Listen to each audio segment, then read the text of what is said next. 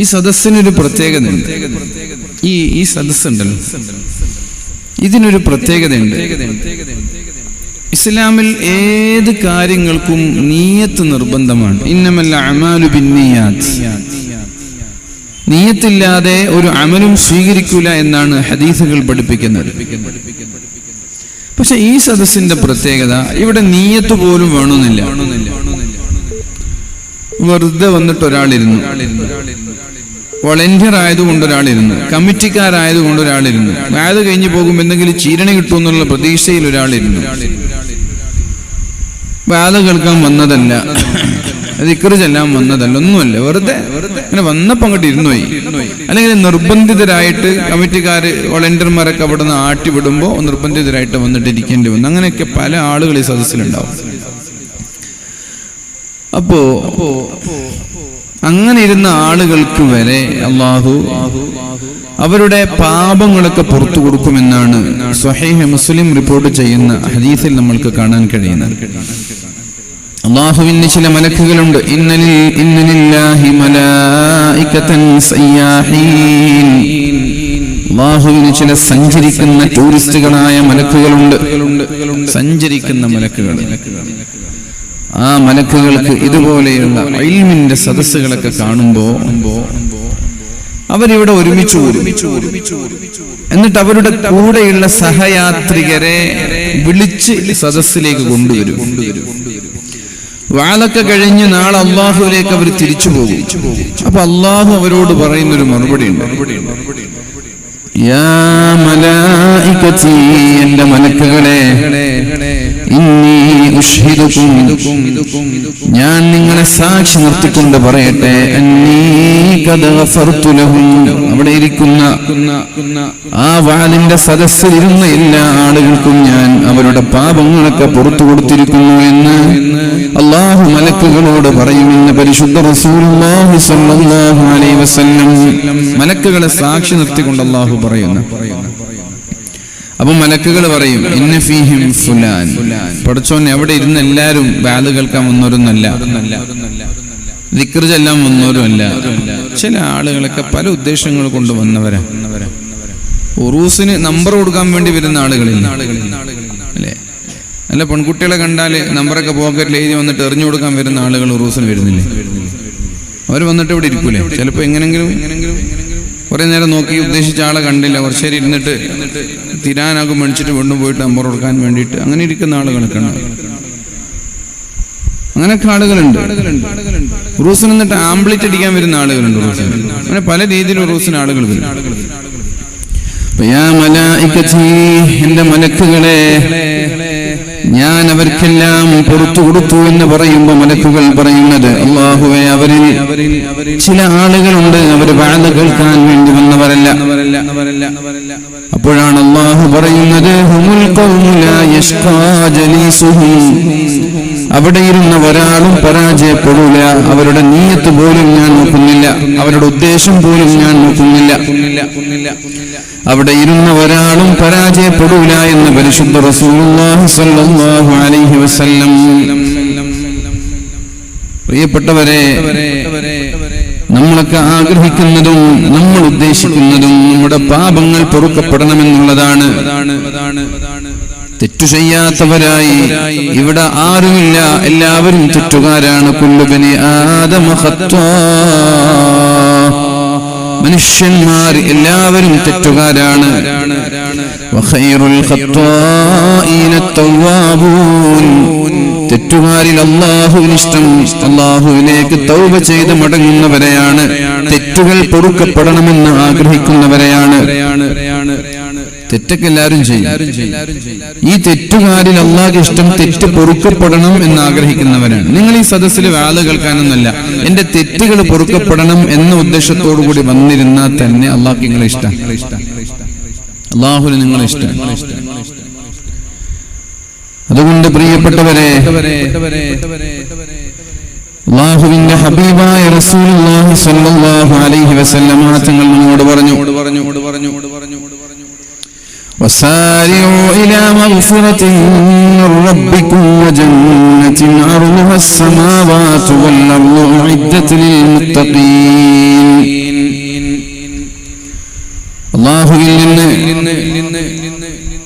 തെറ്റുകൾ പൊറുക്കപ്പെടാൻ വേണ്ടി നിങ്ങൾ വളരെ വേഗത്തിൽ തയ്യാറാവണമെന്നാണ് സൂറത്തു ആല ഇംറാനിൽ അല്ലാഹു പറയുന്നത്.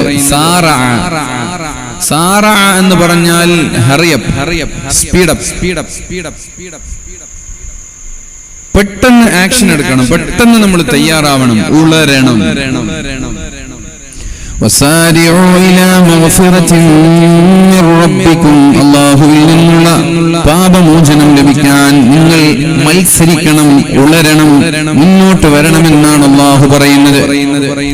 തെറ്റു വന്നാല് കുറെ കാലം കഴിഞ്ഞിട്ട് തൗബ ചെയ്യാം, ഉംറ ചെയ്തിട്ട് നന്നാവാം, വയസ്സായ ശേഷം നന്നാവാം, അങ്ങനല്ല. തെറ്റു ചെയ്താൽ ഉടനെ തന്നെ ഓൺ ദി സ്പോട്ട്, പിന്നെ എടുത്തു വെക്കാൻ പാടില്ല. ഓൺ ദി സ്പോട്ട് പഠിച്ചവനോട് പറയണം, പൊരുത്തപ്പെട്ടേരണം. ഇൽമിന്റെ ഈ സദസ്സിന്റെ പ്രത്യേകത അതാണ്. ഇവിടെ വന്നാൽ പാപങ്ങൾ പൊറുക്കപ്പെടുന്നു. ഈ സദസ്സിലേക്ക് പിശാചുകളൊന്നും കയറി വരില്ല. ഇൽമിന്റെയും ദിക്റിന്റെയും സദസ്സിലേക്ക് പിശാച് കയറൂല. അല്ലാഹു പറയുന്നുണ്ട്, വമൻ അഅറദ അൻ ദിക്രി ഫഇന്ന ലഹു മഈശതൻ ദൻകാ വമൻ യഅശു അൻ ദിക്രിർ റഹ്മാൻ നുഖയ്യിദ് ലഹു ശൈത്വാനൻ ഫഹുവ ലഹു ഖരീൻ.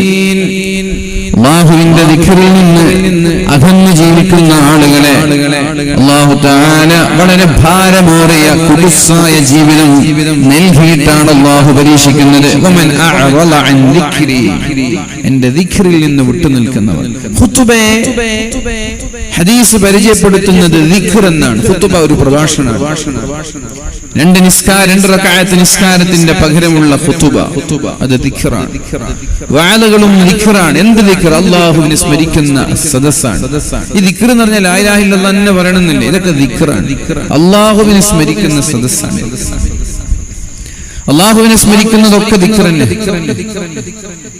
ومن أعرض عن ذكري فإن له معيشة ضنكا.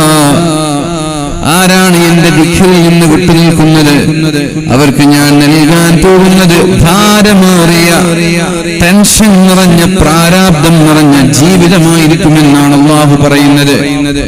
വനഹ്ശുറുഹു യൗമൽ ഖിയാമത്തി അഅ്മാ. കണ്ണ് പൊട്ടന്മാരായിട്ടാണ് അല്ലാഹു തആല അവരെ നാളെ മഹ്ശറയിലേക്ക് പുനർജനിപ്പിച്ചു കൊണ്ടുപോകുന്നത്. കണ്ണ് പൊട്ടന്മാരായി, അന്ധന്മാരായി. അവർ ചോദിക്കും, അല്ലാഹുവേ, ദുനിയാവിൽ കണ്ണിന് കാഴ്ചയുള്ള എന്നെ എന്തിനാണ് കണ്ണുപൊട്ടനായി പുനർജനിപ്പിച്ചത് എന്ന് അല്ലാഹുവിനോട് ചോദിക്കുമ്പോ അല്ലാഹു പറയുന്നത്, എന്നെ ഓർക്കേണ്ട സമയത്ത് നീ എന്നെ മറന്നതുകൊണ്ട്, എന്നെ ഓർക്കേണ്ട സമയത്ത് ഞാൻ നിന്നെയും മറക്കുകയാണ് എന്ന് അല്ലാഹു പറയുമെന്ന് പരിശുദ്ധ ഖുർആനിൽ അല്ലാഹു പറയുന്നുണ്ട്. എന്നെ ഓർക്കാൻ ഞാൻ നിനക്ക് ഭൂമിയിൽ കുറച്ച് സമയം തന്നിരുന്നു. അന്ന് നീ ഐസിഎംപി നടന്നു, കടല തിന്നു നടന്നു, അങ്ങനെ വായ നോക്കി നടന്നു. അപ്പൊ നിനക്ക് എന്നെ ഓർമ്മയില്ല, അതുകൊണ്ട് ഇന്ന് ഞാൻ നിന്നെ ഓർക്കുന്നില്ല. അടിക്ക് തിരിച്ചടി. അന്ന് നീ എന്നെ ഓർക്കാത്തത് കൊണ്ട് ഇന്ന് ഞാൻ നിന്നെ ഓർക്കുന്നില്ല. നീ എന്നെ മറന്നപ്പോ ഞാൻ നിന്നെ മറന്നു. മറ്റൊരായത്തിൽ അല്ലാഹു പറയുന്നത്, വമൻ യഅശു അൻ ദിക്രിർ റഹ്മാനി നുഖയ്യിദ് ലഹു ശൈത്വാനാ ഫഹുവ ലഹു ഖരീൻ. ആരാണ് അല്ലാഹുവിന്റെ ദിക്റിൽ നിന്ന് വിട്ടുനിൽക്കുന്നത്, അവരിലേക്ക് അല്ലാഹു തആല ഒരു പിശാചിനെ നിയോഗിക്കുന്നു. അയാളുടെ സുഹൃത്ത് പിന്നെ പിശാചായിരിക്കുമെന്ന് പരിശുദ്ധ ഖുർആൻ. ഇതൊക്കെ നമ്മൾക്കൊരു മടുപ്പ് തോന്നുമ്പോ, ഇതിനോടൊരു മടുപ്പ് വരുന്നുണ്ടല്ലേ? പ്രത്യേകിച്ച് യുവാക്കൾക്ക് ഇതിനോടൊക്കെ ഒരു താല്പര്യക്കുറവ്. ഇവിടെ ഒരു ടൂർണമെന്റ് വെച്ചാല്, ഫുട്ബോളോ ക്രിക്കറ്റോ വോളിബോളോ ഏതെങ്കിലും ഒരു ടൂർണമെന്റ് വെച്ചാല് നാട് നീളെ ഫ്ലക്സ് വെക്കേണ്ട ആവശ്യമുണ്ടോ? ഇങ്ങനെ ഒരു ഡെക്കറേഷൻ വെക്കേണ്ട ആവശ്യമുണ്ടോ? ചന്തകളുടെ ആവശ്യമുണ്ടോ? പ്രത്യേകിച്ച് വോളണ്ടിയർമാര് സദസ്സിലിരുന്ന് സഹകരിക്കുക എന്ന് പറയേണ്ട ഒരു ആവശ്യമുണ്ടോ? സദസ്സിൽ നിന്ന് പുറത്തുപോയി സഹകരിക്കൂ എന്നാണ് പറയേണ്ടവര്. ഒന്ന് സദസ്സിൽ നിന്ന് പുറത്തു പോയിട്ട് സഹകരിക്കൂ എന്നാ ചോദിക്കുക. കാരണം ഇവിടെ തിക്കും തിരക്കായി. അതാണ് ഞാൻ പറഞ്ഞത്. നമ്മൾക്ക് അള്ളാഹുവിന്റെ ദിക്റിൽ നിന്ന് വിട്ടുനിൽക്കുന്നതിനനുസരിച്ച് അള്ളാഹു എന്ത് ചെയ്യും? ഒരു പിശാചിനെ ഏൽപ്പിക്കും. പിന്നെ പിശാച് നമ്മൾ ഇങ്ങോട്ട് ഇട്ടിട്ട് ചൂറ്റിക്കും, കറക്കും. രക്ഷിതാക്കളൊക്കെ ഇവിടെ വന്നിട്ടുണ്ടാവില്ലേ? ഉപ്പമാരും ഉമ്മമാരൊക്കെ ഇവിടെ ഉണ്ടാവില്ലേ? നിങ്ങൾക്ക് മക്കളൊക്കെ നിങ്ങളെ കയ്യിൽ കിട്ടണം എന്ന് നിങ്ങൾ ആഗ്രഹിക്കുന്നുവെങ്കിൽ, മക്കൾക്ക് ദീനിനോടും പള്ളിയോടൊക്കെ ഒരു കമ്മിറ്റ്മെന്റ്, ഒരു താല്പര്യം ഉണ്ടാവണം എന്ന് നിങ്ങൾ ആഗ്രഹിക്കുന്നുവെങ്കിൽ, കഞ്ചാവ്, മയക്കുമരുന്ന്, ലഹരി പോലെയുള്ള എല്ലാ ലഹരിയുടെ അടിമത്വത്തിൽ നിന്ന് നമ്മുടെ മക്കളെ മോചിപ്പിക്കണം, അല്ലെങ്കിൽ അങ്ങനെ ലഹരിയുടെ ആ കെണിയിലേക്ക്, നെറ്റ്വർക്കിലേക്ക് നമ്മുടെ മക്കൾ എത്താതിരിക്കണം എന്ന് നിങ്ങൾ ആഗ്രഹിക്കുന്നുവെങ്കിൽ, നിങ്ങളോട് എനിക്ക് പറഞ്ഞു തരാനുള്ള പരിഹാരം, നിങ്ങൾ നിങ്ങളുടെ മക്കളെ പെട്ടെന്ന് നിക്കാഹ് കഴിപ്പിച്ചു കൊടുക്കുക എന്നുള്ളതാണ്. പെട്ടെന്ന് അവരെ വിവാഹം ചെയ്തു. നിങ്ങൾക്ക് എന്തെങ്കിലും നഷ്ടമുണ്ടോ? നിങ്ങളുടെ മക്കൾ വേഗം കല്യാണം കഴിച്ച് നിങ്ങൾക്ക് എന്തെങ്കിലും നഷ്ടമുണ്ടോ? ഉണ്ടോ? നിങ്ങൾ ഉണ്ടാത്ത് നിങ്ങൾ അടുത്ത് പറഞ്ഞു. നിങ്ങളെ മുഖം നേരെ കാണുന്നില്ല. എന്റെ മുഖത്തേക്ക് 4-5 ഫോക്കസ്, നിങ്ങളെ മുഖത്തേക്ക് ഒരു ലൈറ്റുമില്ല. നിങ്ങളെ മക്കള് വേഗം കല്യാണം കഴിച്ച് നിങ്ങൾക്ക് എന്തെങ്കിലും നഷ്ടമുണ്ടോ? ആർക്കൊരു നഷ്ടമില്ല. നിങ്ങളെ പെൺമക്കള് വേഗം കല്യാണം കഴിച്ച് നിങ്ങൾക്ക് നഷ്ടമുണ്ടോ? ഇല്ല. എന്തൊക്കെ കുറയുന്നറിയോ? വായനോട്ടം കുറയും, നമ്പർ കൊടുക്കൽ കുറയും, കഞ്ചാവ്, ലഹരി, മയക്കുമരുന്ന്, വീട്ടിലേക്ക് വൈകി വരുന്നത്, പള്ളിയോടും മദ്രസയോടും വാദിനോടുള്ള പുച്ഛം, ഇതൊക്കെ കുറയും. വേഗം കല്യാണം കഴിപ്പിച്ചു. ഇസ്ലാം പഠിപ്പിച്ച പരിഹാരം അതാണ്.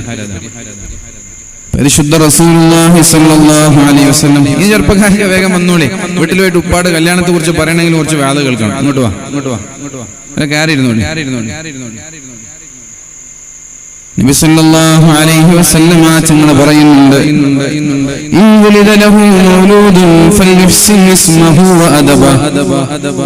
നിങ്ങൾക്കൊരു കുട്ടിയുണ്ടായാൽ ആ കുട്ടിക്ക് നിങ്ങൾ നല്ല പേരിടണം, അവർക്ക് നിങ്ങൾ അദബ് പഠിപ്പിച്ചു കൊടുക്കണം. പ്രായപൂർത്തിയെത്തിയാൽ ഉടനെ നിങ്ങൾ നിങ്ങളുടെ മക്കൾക്ക് വിവാഹം ചെയ്തു കൊടുക്കണമെന്ന് പരിശുദ്ധ റസൂലുള്ളാഹി. പ്രായപൂർത്തിയെത്തിയാൽ മക്കൾക്ക് വിവാഹം ചെയ്തു കൊടുക്കണം. ഏത് പ്രായത്തിലാണ് ഒരു പെണ്ണിന് വിവാഹപ്രായമെന്ന്, ഒരു ആണിന്റെ വിവാഹ പ്രായപൂർത്തി എപ്പോഴാണെന്ന് ഞാൻ നിങ്ങളോട് പറഞ്ഞു തരേണ്ട ആവശ്യമുണ്ടോ? എപ്പോഴാണ് ഒരു പെണ്ണിന് പ്രായപൂർത്തി സ്റ്റാർട്ടാവുക? പീരിയഡ്സ് സ്റ്റാർട്ടാവുന്നത് 9ാമത്തെ വയസ്സിൽ തുടങ്ങും. 9 മുതൽ 14 വയസ്സ് വരെ. 14 വയസ്സൊക്കെ ആകുമ്പോൾ എല്ലാവർക്കും പ്രായപൂർത്തിയാകും. ആൺകുട്ടികളുടെ പ്രായപൂർത്തി എന്ന് പറഞ്ഞാൽ ഒരു 13 വയസ്സിൽ തുടങ്ങും. 15 വയസ്സാകുമ്പോൾ എല്ലാവരും പ്രായപൂർത്തിയാകും. അപ്പൊ പ്രായപൂർത്തി എത്തുമ്പോ ഉടനെ വിവാഹം ചെയ്തു കൊടുക്കണം.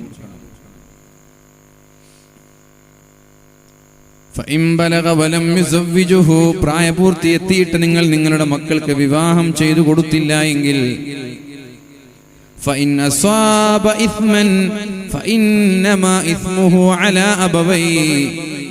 അവർ തെറ്റു ചെയ്താൽ ആ തെറ്റിന്റെ ഓരോഹരി അവരുടെ മാതാപിതാക്കൾക്കുണ്ടായിരിക്കുമെന്ന് പരിശുദ്ധ റസൂലുള്ളാഹി.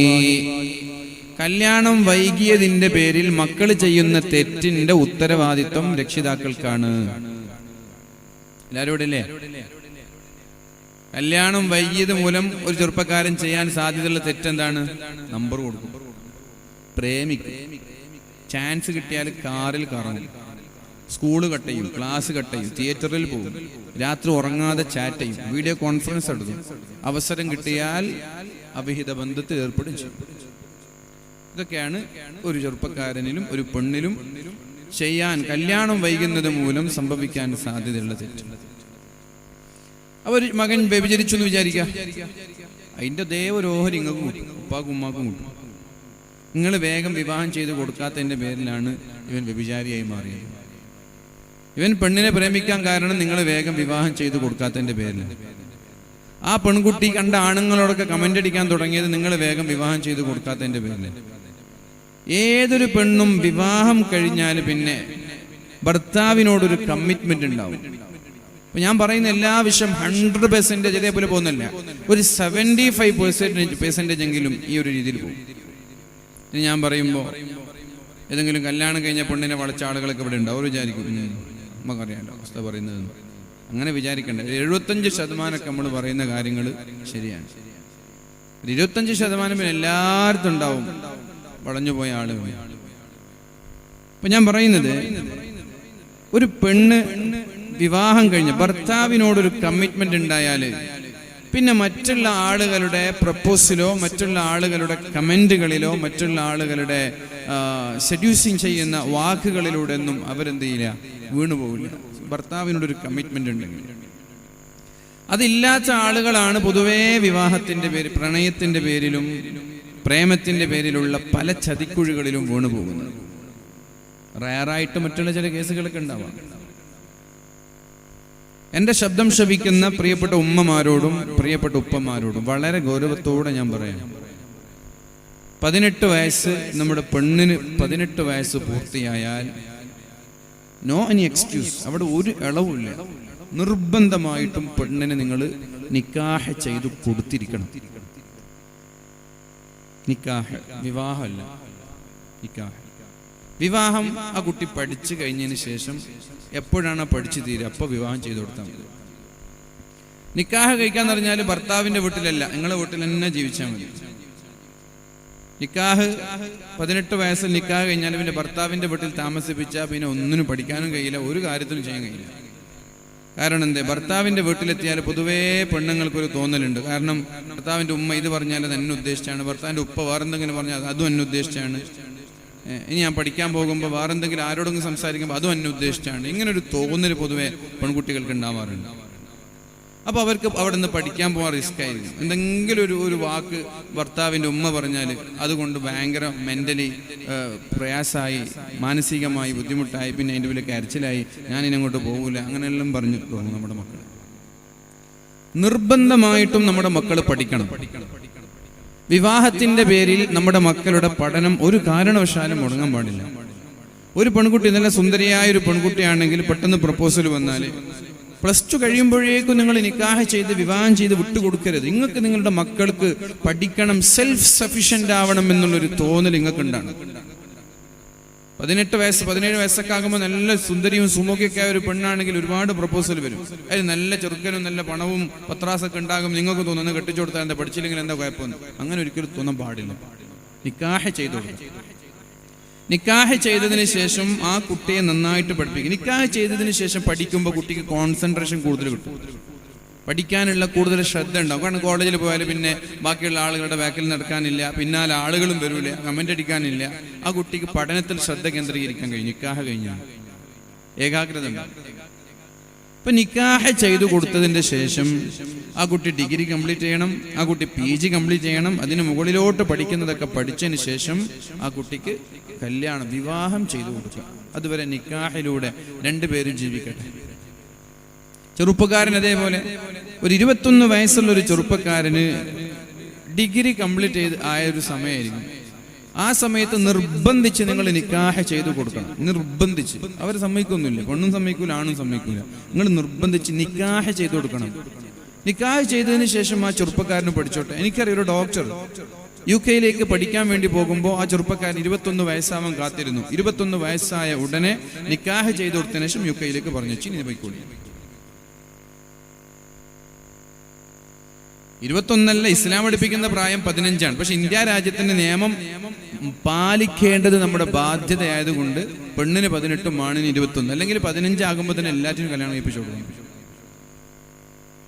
എന്താണ് ഈ ഭൂമി ലോകത്ത് ഏറ്റവും കൂടുതൽ നടക്കുന്ന തെറ്റെന്താണ്? എന്താണ്? അവസാന കാലഘട്ടം വരുമ്പോൾ മനുഷ്യന് 2 ചിന്ത ഉണ്ടാവുന്ന പറഞ്ഞത് പരിശുദ്ധ റസൂലുള്ളാഹി സ്വല്ലല്ലാഹു അലൈഹി വസല്ലം. 2 ചിന്ത ഉണ്ടാവും. 1 തിന്നണം, 2 വ്യഭിചരിക്കണം. അൽ ബത്നു വൽ ഫർജു, ഭുജിക്കണം, ഭോഗിക്കണം. ഈ 2 ചിന്തകളാണ് മനുഷ്യൻ അവസാന കാലഘട്ടം വരുമ്പോൾ ഉണ്ടാവുക. 100% ശരിയാണത്. ഇവിടെ നമ്മളെ കുട്ടികളൊക്കെ, പെൺകുട്ടികളൊക്കെ എൻ്റെ ബോയ് ഫ്രണ്ട് ആണെന്ന് പറഞ്ഞ് കുറച്ച് ആളുകൾ കൂട്ടി നടക്കും. ഈ ബോയ് ഫ്രണ്ടിന്റെ മനസ്സിൽ അവസരം കിട്ടിയാൽ ഈ പെണ്ണിനെ മിസ്യൂസ് ചെയ്യണമെന്ന് എല്ലാ ബോയ് ഫ്രണ്ട്സിന്റെ മൈൻഡിൽ ഉണ്ടാവും. എൻ്റെ പ്രിയപ്പെട്ട ശബ്ദം ശ്രവിക്കുന്ന പെൺകുട്ടികളെ, നിങ്ങൾക്ക് ആണുങ്ങളെ സൈക്കോളജി നിങ്ങൾക്ക് അറിയില്ല. നിങ്ങളെ സൈക്കോളജി വെച്ചിട്ട് ആണുങ്ങളെ കാണരുത്. ആണുങ്ങളുടെ മെന്റാലിറ്റി വേറെയാണ്, പെണ്ണിന്റെ മെന്റാലിറ്റി വേറെയാണ്. പൊതുവെ സ്ത്രീകൾ അവരുടെ സൈക്കോളജി, അവരുടെ മെന്റാലിറ്റി വെച്ചാണ് ആണിനെ കാണുന്നത്. ഒരു ആണിനാണ് നിങ്ങൾ വലിയ ബോയ് ഫ്രണ്ടാണ്. ബോയ് ഫ്രണ്ട് ആങ്ങളമാരെ പോലെ കാണുന്ന കുറെ ആളുകളുണ്ട്. ബോയ് ഫ്രണ്ട് എന്ന് വെച്ചാൽ ആങ്ങളാണെന്ന് അവരൊക്കെ വിചാരം. കാണാൻ, മുണ്ടാൻ, കൈ കൊടുക്കാൻ, ഷെയ്ക്കാൻ, ഒന്നിച്ച് യാത്ര ചെയ്യാം. ഈ ബോയ് ഫ്രണ്ട് എന്തെങ്കിലും ഒരു അവസരം നിങ്ങൾ കൊടുത്താൽ അവർ മിസ്യൂസ് ചെയ്യും. Sure, 100% sure. അങ്ങനെ ഇല്ലാന്ന് ആർക്കൊക്കെ ഏതെങ്കിലും ആണിന് പറയാൻ പറ്റുന്നുണ്ടെങ്കിൽ ആണിന് എന്തോ ശാരീരികമായി തകരാറുണ്ടെന്നാണ് അർത്ഥം. പിന്നെ അത്ര ഈമാനുള്ള ആളാണ്. അത്ര ഈമാനുള്ള ആൾ എന്തായാലും ഗേൾ ഫ്രണ്ട് ഉണ്ടാക്കാൻ പോകില്ല. അപ്പൊ പ്രിയപ്പെട്ട സഹോദരിമാരോടൊക്കെ പറയും, നിങ്ങൾ ഈ ബോയ് ഫ്രണ്ടും ഗേൾ ഫ്രണ്ടും എന്നൊക്കെ പറഞ്ഞ് നിങ്ങളൊരു മാന്യത ചമയുന്നതാണ്. അതൊക്കെ മാറ്റി പെട്ടെന്ന് നിക്കാഹ് ചെയ്താൽ പോരെ. 18 വയസ്സിലൊരു പെണ്ണിന് നിക്കാഹ് ചെയ്താൽ ചാറ്റ് ചെയ്യാനും കറങ്ങാനും ടൂർ പോകാനും പിക്ക് ചെയ്യാനും ഡ്രോപ്പ് ചെയ്യാനും എല്ലാറ്റിനും ആളുണ്ടല്ലോ, അനുവദനീയമായ ഒരാൾ. ചെറുപ്പക്കാർക്കും അങ്ങനെയല്ല. 21 വയസ്സിൽ നിങ്ങൾ നിക്കാഹ് ചെയ്താൽ പിന്നെ ഏതെങ്കിലും പെണ്ണിനെ കൂട്ടി ബൈക്കിൽ പോകണോ? ഏതെങ്കിലും പെണ്ണിനെ കൂട്ടിയിട്ട് കാറിൽ പോകണോ? സ്വന്തം ഓളെ കൂട്ടിയിട്ട് കറങ്ങാൻ പോയിക്കൂടെ? പിന്നെ നിങ്ങൾ പഠനമൊക്കെ കഴിഞ്ഞതിന് ശേഷം നിക്കാഹ്. ഇത് നിങ്ങൾ പാലിച്ചാൽ നാട്ടിൽ നടക്കുന്ന ഒരു 75% അനാചാരങ്ങളെയും നമ്മൾ പുതുക്കാൻ പറ്റും. നമ്മുടെ മക്കൾക്ക് ദീനിനോടും പള്ളിയോടും മദ്രസകളോടൊക്കെ കമ്മിറ്റ്മെന്റ് ഉണ്ടാവും. മയക്കുമരുന്ന്, ലഹരി പോലെയുള്ള നെറ്റ്വർക്കിൽ നമ്മുടെ മക്കൾ പെടാതിരിക്കാൻ വളരെ വേഗത്തിൽ വിവാഹം ചെയ്തു കൊടുക്കാനുള്ള പരിഹാരം. കാരണം ഒരു പെണ്ണിന്റെ മെന്റാലിറ്റി ഒരു CBIയുടെ ഒരു മെന്റാലിറ്റി ഉണ്ട്. ഒരു പെണ്ണിന് അങ്ങനെ ഇങ്ങനെ ബാക്കിൽ കൂടിയിട്ട് ഭർത്താവിനെ മക്കളെ ഇങ്ങനെ എന്ത് ചെയ്യൂല, ബാക്കിൽ കൂടി അവരിങ്ങനെ ഒരു എന്ത് ചെയ്യില്ല, അന്വേഷണ ബുദ്ധിയോടുകൂടി ഒരു മകനെ ശ്രദ്ധിക്കൂല. മകന്റെ പിന്നാലെ കൂടി സൈക്കിൾ എടുത്ത് മകന്റെ പിന്നാലെ കൂടി അവൻ എവിടെ പോകുന്നു, അവൻ എന്ത് ചെയ്യുന്നു, അവന്റെ ഫോൺ എങ്ങനെ, അവന്റെ ബെഡ്റൂം എങ്ങനെ, അവന്റെ ഷെൽഫ് എങ്ങനെ, ഇതൊന്നും ഒരു ശ്രദ്ധിക്കില്ല. ഇങ്ങനെ മുമ്പിലൂടെ 4 ഡയലോഗ് അടിച്ച് നിർത്തും. പക്ഷെ ഭാര്യ അങ്ങനെയല്ല. ഭാര്യ അവനെ ഫോളോ ചെയ്യും, നിരന്തരമായി ഫോളോ അപ്പ് ചെയ്യും ഭർത്താവിന്റെ വേണ്ടാത്ത കൂട്ടുകെട്ടുകളെ ഭാര്യ തിരിച്ചറിയും. ലഹരി പോലെയുള്ള അനാചാരങ്ങളിലും കുരുക്കിലും നമ്മുടെ ഭർത്താവ് പെടുന്നത് ഭാര്യക്ക് പെട്ടെന്ന് തിരിച്ചറിയാൻ കഴിയും. സിസറും സിഗരറ്റും വലിക്കുന്നതും ആർക്ക് തിരിച്ചറിയാൻ കഴിയും? ഭാര്യക്ക് തിരിച്ചറിയാൻ കഴിയും. ഭാര്യ നിരന്തരമായി ഭർത്താവിനെ ഫോളോ അപ്പ് ചെയ്യുന്നത് കൊണ്ട് തന്നെ തെറ്റുകളിൽ നിന്ന് വിട്ടുനിൽക്കാൻ ഒരു ഭർത്താവിന് കഴിയും. മൻ തസവ്വജ ബിംറഅത്തിൻ ഫഖദ അഹ്റസ സുലുസൈ ദീനി. പരിശുദ്ധ റസൂലുള്ളാഹി സ്വല്ലല്ലാഹു അലൈഹി വസല്ലം പറഞ്ഞു, മൻ തസവ്വജ ബിംറഅത്തിൻ ഫഖദ അഹ്റസ സുലുസൈ ദീനി. നിങ്ങൾ കല്യാണം കഴിച്ചാൽ 75% നിങ്ങൾ നന്നായി എന്ന് മുഹമ്മദുർ റസൂലുള്ളാഹ്. ആണായാലും പെണ്ണായാലും കല്യാണം കഴിക്കലോടുകൂടെ 75% നന്നാകുമെന്നാ പറഞ്ഞത്. 75%, 100% നന്നാകുമെന്ന് നബി തങ്ങളും പറഞ്ഞിട്ടില്ല. 3-2 ഭാഗം നന്നാവുന്ന പറഞ്ഞു. ഏതൊരു ചെറുപ്പക്കാരനായാലും ഏതൊരു പെണ്ണായാലും അനാവശ്യമായി ഒരുപാട് സമയം കളയുന്നത് പെണ്ണിന്റെ പേരിലാണ്, ആണിന്റെ പേരിലാണ്, പ്രേമത്തിന്റെ പേരിലാണ്. അവരുടെ വിലപ്പെട്ട വായിക്കേണ്ട സമയം, എന്തെങ്കിലും ഒരു ബിസിനസിനെ കുറിച്ച് ചിന്തിക്കേണ്ട സമയം, ഒരു ഓൺട്രപ്രൂനർ ആയിട്ട് മാറേണ്ട സമയത്തൊക്കെ ഇയാൾ പെണ്ണിന്റെ പിന്നാലെയാണ്. പിന്നെ എപ്പോഴേ ബിസിനസിനെ കുറിച്ച് ചിന്തിക്കാൻ സമയം കിട്ടുക? എപ്പോഴാണ് ഒരു പുസ്തകം വായിക്കാൻ സമയം കിട്ടുക? എപ്പോഴാണ് എന്തെങ്കിലും സമൂഹത്തിന് കാര്യക്ഷമമായ ഒരു എന്താ പറയുക, ഒരു കോൺട്രിബ്യൂഷൻ നൽകാൻ സമയം കിട്ടുക? പ്രായപൂർത്തി 15 വയസ്സ് മുതൽ 30 വയസ്സ് വരെ ഇങ്ങനെ വായ നോക്കി കുറെ കാലം നടന്നു, പിന്നെ കല്യാണം കഴിഞ്ഞു. നല്ല ഒരു കാലഘട്ടം വെറുതെ നശിപ്പിച്ചു കളഞ്ഞു. ഒരു മനുഷ്യന്റെ ജീവിതത്തിലെ ഏറ്റവും പ്രധാനപ്പെട്ട കാലഘട്ടമാണ് 15 മുതൽ 30 വരെയുള്ള കാലഘട്ടം. അത് വെറുതെ വേസ്റ്റ്. അത് നേരത്തെ കല്യാണം കഴിച്ചാലോ? നേരത്തെ കല്യാണം കഴിച്ചാൽ പിന്നെ കുറെ ഈ കാട്ടിക്കൂട്ടലുകളൊക്കെ ഉണ്ടല്ലോ, കുറെ ഫാഷനബിൾ അഫക്റ്റേഷൻ എന്ന് പറയും, ഫാഷനോടുള്ള സ്നേഹം. അവരുടെ മുടി കൊണ്ടുള്ള ഒരു കളി, താടി കൊണ്ടുള്ള ഒരു കളി, ഡ്രസ്സ് കൊണ്ടുള്ള ഒരു കളി, ഇതൊക്കെ നിൽക്കും. സ്വാഭാവികമായിട്ട് കല്യാണം കഴിയലോടുകൂടി ഒരു മാന്യമായ വസ്ത്രത്തിലേക്ക്, ഡ്രസ് കോഡിലേക്ക് മക്കൾ മാറും. വിവാഹത്തോടുകൂടി ഒരു മാന്യമായ, പിന്നെ എന്നെ ഇങ്ങനെ കുറെ ആള് കാണണമെന്നോ ആരെങ്കിലും കാണിക്കാനൊന്നുമില്ല, സ്വന്തമായിട്ട് ഭാര്യ ഉള്ളത് കൊണ്ട് തന്നെ ഓവർ മോഡിഫിക്കേഷനിലേക്ക് നമ്മുടെ മക്കൾ പോകില്ല. ഒരു മാന്യമായ ഡ്രസ്സായിരിക്കും. അല്ലാഹുവിന്റെ ഹബീബായ റസൂലുള്ളാഹി സ്വല്ലല്ലാഹു അലൈഹി വസല്ലം പറയുന്നത്, പ്രിയപ്പെട്ടവരെ, നിങ്ങൾ വിവാഹം ചെയ്താൽ, ആണായാലും പെണ്ണായാലും കല്യാണം കഴിഞ്ഞാൽ 75% ഒരാൾ നന്നാകുമെന്ന് അല്ലാഹുവിന്റെ ഹബീബായ മുഹമ്മദുർ റസൂലുള്ളാഹ്. കല്യാണം കഴിച്ച് നിങ്ങൾക്ക് തന്നെ അറിയില്ലേ, കല്യാണം കഴിഞ്ഞ ആളുകളൊന്നും ഇനി മേലാല് വായ നോക്കൂല എന്നല്ല ഞാൻ പറയുന്നത്. കല്യാണം കഴിഞ്ഞാൽ 75% വായ നോക്കുന്നത് കുറയും, പിന്നെ ഒരു 25% ഉണ്ടാവുള്ളൂ. അതിനു വേണ്ടിയിട്ട് ഒരുങ്ങി പോവില്ല, കുളിച്ച് ഡ്രസ്സൊക്കെ ചെയ്ത് ഇൻസൈഡൊക്കെ ചെയ്യുന്നില്ല, ബുള്ളറ്റ് എടുത്തിട്ട് വായ നോക്കാൻ വേണ്ടി പോവില്ല. കണ്ടാ നോക്കിയേക്കാം. ഞാൻ ഇന്റർനെറ്റ് ഇല്ലാത്തത് കൊണ്ടാണ് ഇത്ര ഓപ്പൺ ആയിട്ട് സംസാരിക്കുന്നത്. ലൈവില്ലല്ലോ, ഉണ്ടാ? അതിന്റെ സിസ്റ്റം ഇവിടെ ലാപ്ടോപ്പൊക്കെ അത് മുമ്പിലൊക്കെ ഉണ്ട്. അതില്ലാന്ന് പറഞ്ഞിട്ട് ഞാനിങ്ങനെ സംസാരിക്കുന്നത്. ഈ ലൈവ് കൊടുക്കുന്നതന്നെ നിർത്തണം. ഇത് ഭയങ്കര അപകടമാണ്, ഡേഞ്ചറസ് ആണ്. ആളുകൾ വന്ന് ഇരിക്കാത്ത ലൈവുള്ളതുകൊണ്ടാണ്. ഇപ്പം ഇവിടെ വന്നിരിക്കേണ്ട ആവശ്യമുണ്ട്. ഈ ഒരു 800 വീടുണ്ടെങ്കിൽ 400 വീട്ടുകാർക്കും ഇങ്ങനെ എടുത്ത് നോക്കിയാൽ പോരെ വീട്ടിലിരുന്നിട്ട്. അപ്പോ എനിക്ക് ധൈര്യമായിട്ട് സംസാരിച്ച് ലൈവില്ലാന്ന് വിചാരിച്ചിട്ട് ഈ ലൈവ് ഉണ്ടാക്കുമ്പോൾ പല വിഷയങ്ങളും ചെറിയ ക്ലിപ്പുകളാക്കിയിട്ട് ട്രോളാൻ ഉപയോഗിക്കും.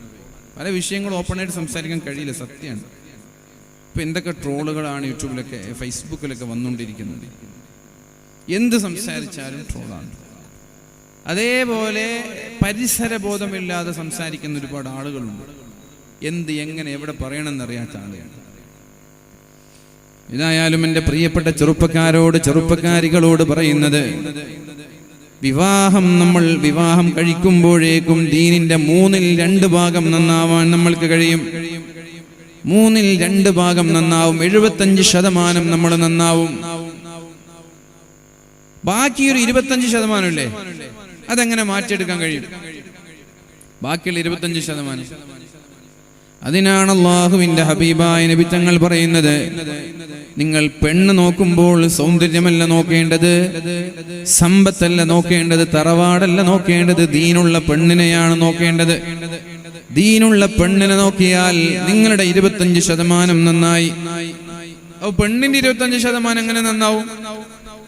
ദീനുള്ള ആണിനെ നോക്കണം.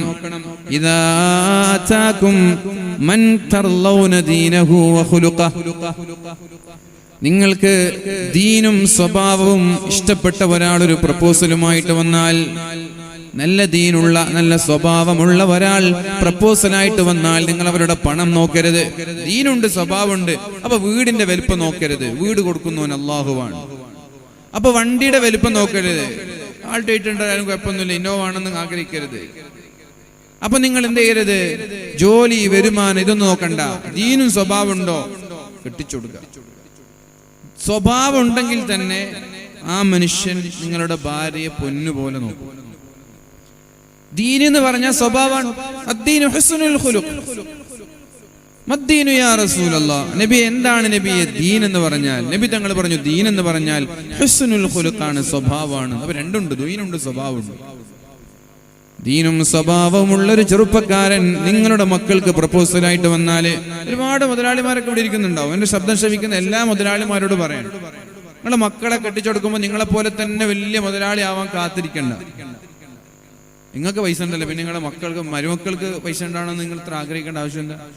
നിങ്ങൾക്ക് ഇഷ്ടം പോലെ പൈസ ഉണ്ടല്ലോ, നിങ്ങൾ കൊടുത്താൽ പോരെ. നിങ്ങളുടെ മകളും നിങ്ങളുടെ മരുമകനൊക്കെ നിങ്ങൾ തന്നെയല്ലേ. നിങ്ങളെ മരുമകൻ നിങ്ങളുടെ മക്കളെ പോലെ തന്നെയല്ലേ. ദീനും സ്വഭാവം നോക്കണം. മക്കളുടെ ദീന് നോക്കണം, മക്കളുടെ സ്വഭാവം നോക്കണം. ഇങ്ങനെ ഒരു പ്രപ്പോസൽ വന്നാൽ പ്രിയപ്പെട്ടവരെ, നിങ്ങൾ ഉടനെ വിവാഹം ചെയ്തു കൊടുക്കണമെന്ന് പരിശുദ്ധ റസൂലുള്ളാഹി സ്വല്ലല്ലാഹു അലൈഹി വസല്ലം. നേരെ മറിച്ച് വിവാഹം നിങ്ങൾ വൈകിക്കുകയാണെങ്കിൽ ഫതകുൻ ഫിത്നതുൻ വഫസാദുൻ അരീദ്, വ്യാപകമായ ഫിത്നയും ഫസാദും ഉണ്ടാകുമെന്ന് പരിശുദ്ധ റസൂലുള്ളാഹ്. വിവാഹം വൈകിയാൽ നാട്ടിൽ ഫിത്നയുണ്ടാകും. വ്യാപകമായ ഫിത്ന, വ്യാപകമായ ഫസാദ് ഉണ്ടാകും, പ്രശ്നങ്ങൾ ഉണ്ടാകും, അനാചാരങ്ങൾ ഉണ്ടാകും, തെറ്റുകൾ ഉണ്ടാകും, തോന്നിവാസങ്ങൾ ഉണ്ടാകും. രാത്രി വീട്ടിലേക്ക് ഉറങ്ങാൻ വരാൻ വേണ്ടി മക്കൾ വൈകും. 2 മണിയൊക്കെ ആവാതെ വീട്ടിലേക്ക് മക്കൾ വരാറുണ്ടോ? 2 മണിയൊക്കെ ആവാതെ വീട്ടിലേക്ക് മക്കൾ വരാറുണ്ടോ? ആരാ ഈ റോഡ് സൈഡിലേക്ക് ഒരു പണിയില്ലാതെ ഇങ്ങനെ തെണ്ടിത്തിരിഞ്ഞ് നടക്കുന്നത്? ഞാൻ വാലൊക്കെ കഴിഞ്ഞിട്ട് കണ്ണൂരും കോഴിക്കോടൊക്കെ വാല് കഴിഞ്ഞ് 2 മണിക്ക് വന്നാലും ഈ തെരുവോരങ്ങളിലുള്ള കച്ചവട ഷോപ്പുകളിൽ, ഹോട്ടലുകളിലൊക്കെ ചെറുപ്പക്കാർ ഒരു ആവശ്യമില്ലാതെ ഇരുന്നിട്ട് സ്വറ പറയാൻ 2 മണിക്കും 3 മണിക്കൊക്കെ. എന്ന് കിടന്നുറങ്ങിക്കൂടെ മനുഷ്യന്മാരെ? എന്തിനാണൊരു കാരണമില്ലാതെ വെറുതെ ഉറക്കം കളയുന്നത്? ഒരു ദിവസം ഞാൻ കണ്ടുവിടെ, വാല് കഴിഞ്ഞ് വരുമ്പോൾ നമ്മുടെ തൊട്ടപ്പുറത്ത് റോഡ് സൈഡിലുള്ള ഒരു ഷോപ്പിൽ, ഒരു ഹോട്ടലിൽ, എവിടെ നിന്നൊന്നും പറയും, സീതാങ്കോളിയിൽ നിന്ന് വന്നത്. എന്തിന്? സീതാങ്കോളിയിൽ നിന്ന് ഇവിടത്തേക്ക് എന്തൊരു ജ്യൂസ് കുടിക്കാൻ വേണ്ടി വന്നത്. തെങ്ങിൽ കെട്ടിട്ട് കൊടുക്കണം അടി. ആ സമയത്ത് പുരയിൽ 100 ജ്യൂസ് ഉണ്ടായിരുന്നു, ഇവിടെ വന്നൊരു ജ്യൂസ് കുടിക്കണം. ഇങ്ങനെയൊക്കെയാണ് ഒരു മനുഷ്യന്റെ അവസ്ഥ. ഈ മനുഷ്യനോട് വേദന വന്നിട്ട് ഇരിക്കാൻ പറഞ്ഞാൽ അപ്പോൾ നടുവേദന, മുട്ടുവേദന, കൈ ശരീരത്തിലില്ലാത്തൊരു വേദന ഉണ്ടാവും 2 മണിക്കൊക്കെ. എന്തതിൻ്റെ ആവശ്യം?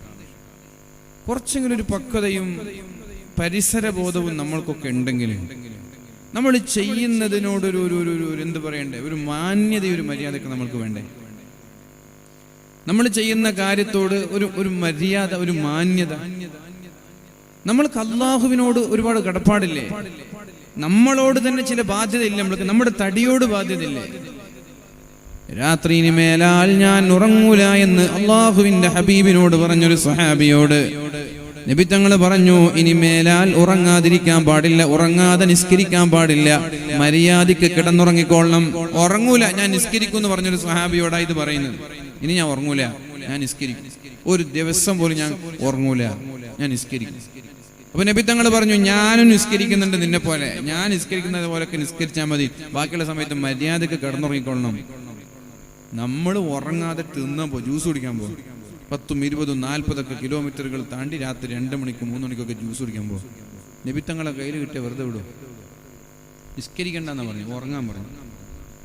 പ്രിയപ്പെട്ട ചെറുപ്പക്കാരെ, എന്റെ ശബ്ദം ശപിക്കുന്ന ചെറുപ്പക്കാരെ, ദയവ് ചെയ്തിട്ട് ഒരാവശ്യമില്ലാതെ രാത്രി ഉറക്കമൊഴിക്കരുത്. ഒരാവശ്യമില്ലാതെ ഉറക്കരുത്. ആവശ്യത്തിന് അങ്ങോട്ടും ഇങ്ങോട്ടും യാത്രകൾ, നോ പ്രോബ്ലം, അത് പ്രശ്നമില്ല. ആവശ്യമില്ലാതെ വെറുതെ നമ്മളിങ്ങനെ അലിഞ്ഞു തിരിഞ്ഞ് നടക്കുന്ന സ്വഭാവം ഒഴിവാക്കണം. സ്വയം ചിന്തിക്കുക, സ്വന്തം മനസ്സാക്ഷിയോട് ചോദിക്കുക, ഞാൻ ഇത് ചെയ്തിട്ട് എനിക്ക് എന്ത് സുഖം കിട്ടുന്നത്? നിങ്ങളിങ്ങനെ 2 മണി വരെ 3 മണി വരെ കിടന്നുറങ്ങാതെ, 3 മണിക്ക് കിടന്നുറങ്ങി സുബഹി നിസ്കരിക്കാതെ ഒരു 8 മണി വരെ കിടന്നുറങ്ങുന്നതിൽ എന്ത് സുഖമാണ് നിങ്ങൾക്ക് കിട്ടുന്നത്? അതിലെന്ത് ആനന്ദം ഉള്ളത്? നേരെ മറിച്ച് ഒരു 10 മണിക്ക് കിടന്നുറങ്ങിയാൽ രാവിലെ സുബഹിക്ക് എണീച്ചൂടെ? അതല്ലേ ജീവിതത്തിൽ സന്തോഷം എന്ന് പറയുന്നത്. സുബഹി നിസ്കാരം ജമാഅത്തായി നിസ്കരിക്കുന്നവന് അല്ലാഹുവിന്റെ ദിമ്മത്തിലാണെന്ന് പരിശുദ്ധ റസൂലുള്ളാഹ്. ഫീ ദിമ്മത്തില്ലാഹ്, അവൻ അല്ലാഹുവിന്റെ സംരക്ഷണത്തിലാണ്. സുബഹി നിസ്കാരം ജമാഅത്തായി നിസ്കരിക്കുന്ന ആളുകൾ, പള്ളിയിലേക്ക് വന്ന് ജമാഅത്തായി സുബഹി നിസ്കരിക്കുന്ന ആളുകളെ അല്ലാഹു സംരക്ഷിക്കുമെന്ന് പരിശുദ്ധ റസൂലുള്ളാഹി സ്വല്ലല്ലാഹു അലൈഹി വസല്ലം. അപ്പൊ കല്യാണം കഴിഞ്ഞാൽ ഇങ്ങനെ അലഞ്ഞു തിരിയാനൊന്നും ഭാര്യമാര് വിടൂല, അത് വിടാനും പാടില്ല. ഇനി ആരാ അലഞ്ഞു തിരിയ? ഓൾമോസ്റ്റ് ആളുകളും കല്യാണം കഴിയാത്തവരാണ്. കല്യാണം കഴിഞ്ഞവരാണെങ്കിൽ കുറച്ചൊക്കെ ഉണ്ടാവും ഭാര്യനെ ഇങ്ങനെ വരച്ചവരയിൽ നിർത്തുന്ന കുറച്ച് ക്രൂരന്മാരായ ഭർത്താക്കന്മാരുണ്ടാവും.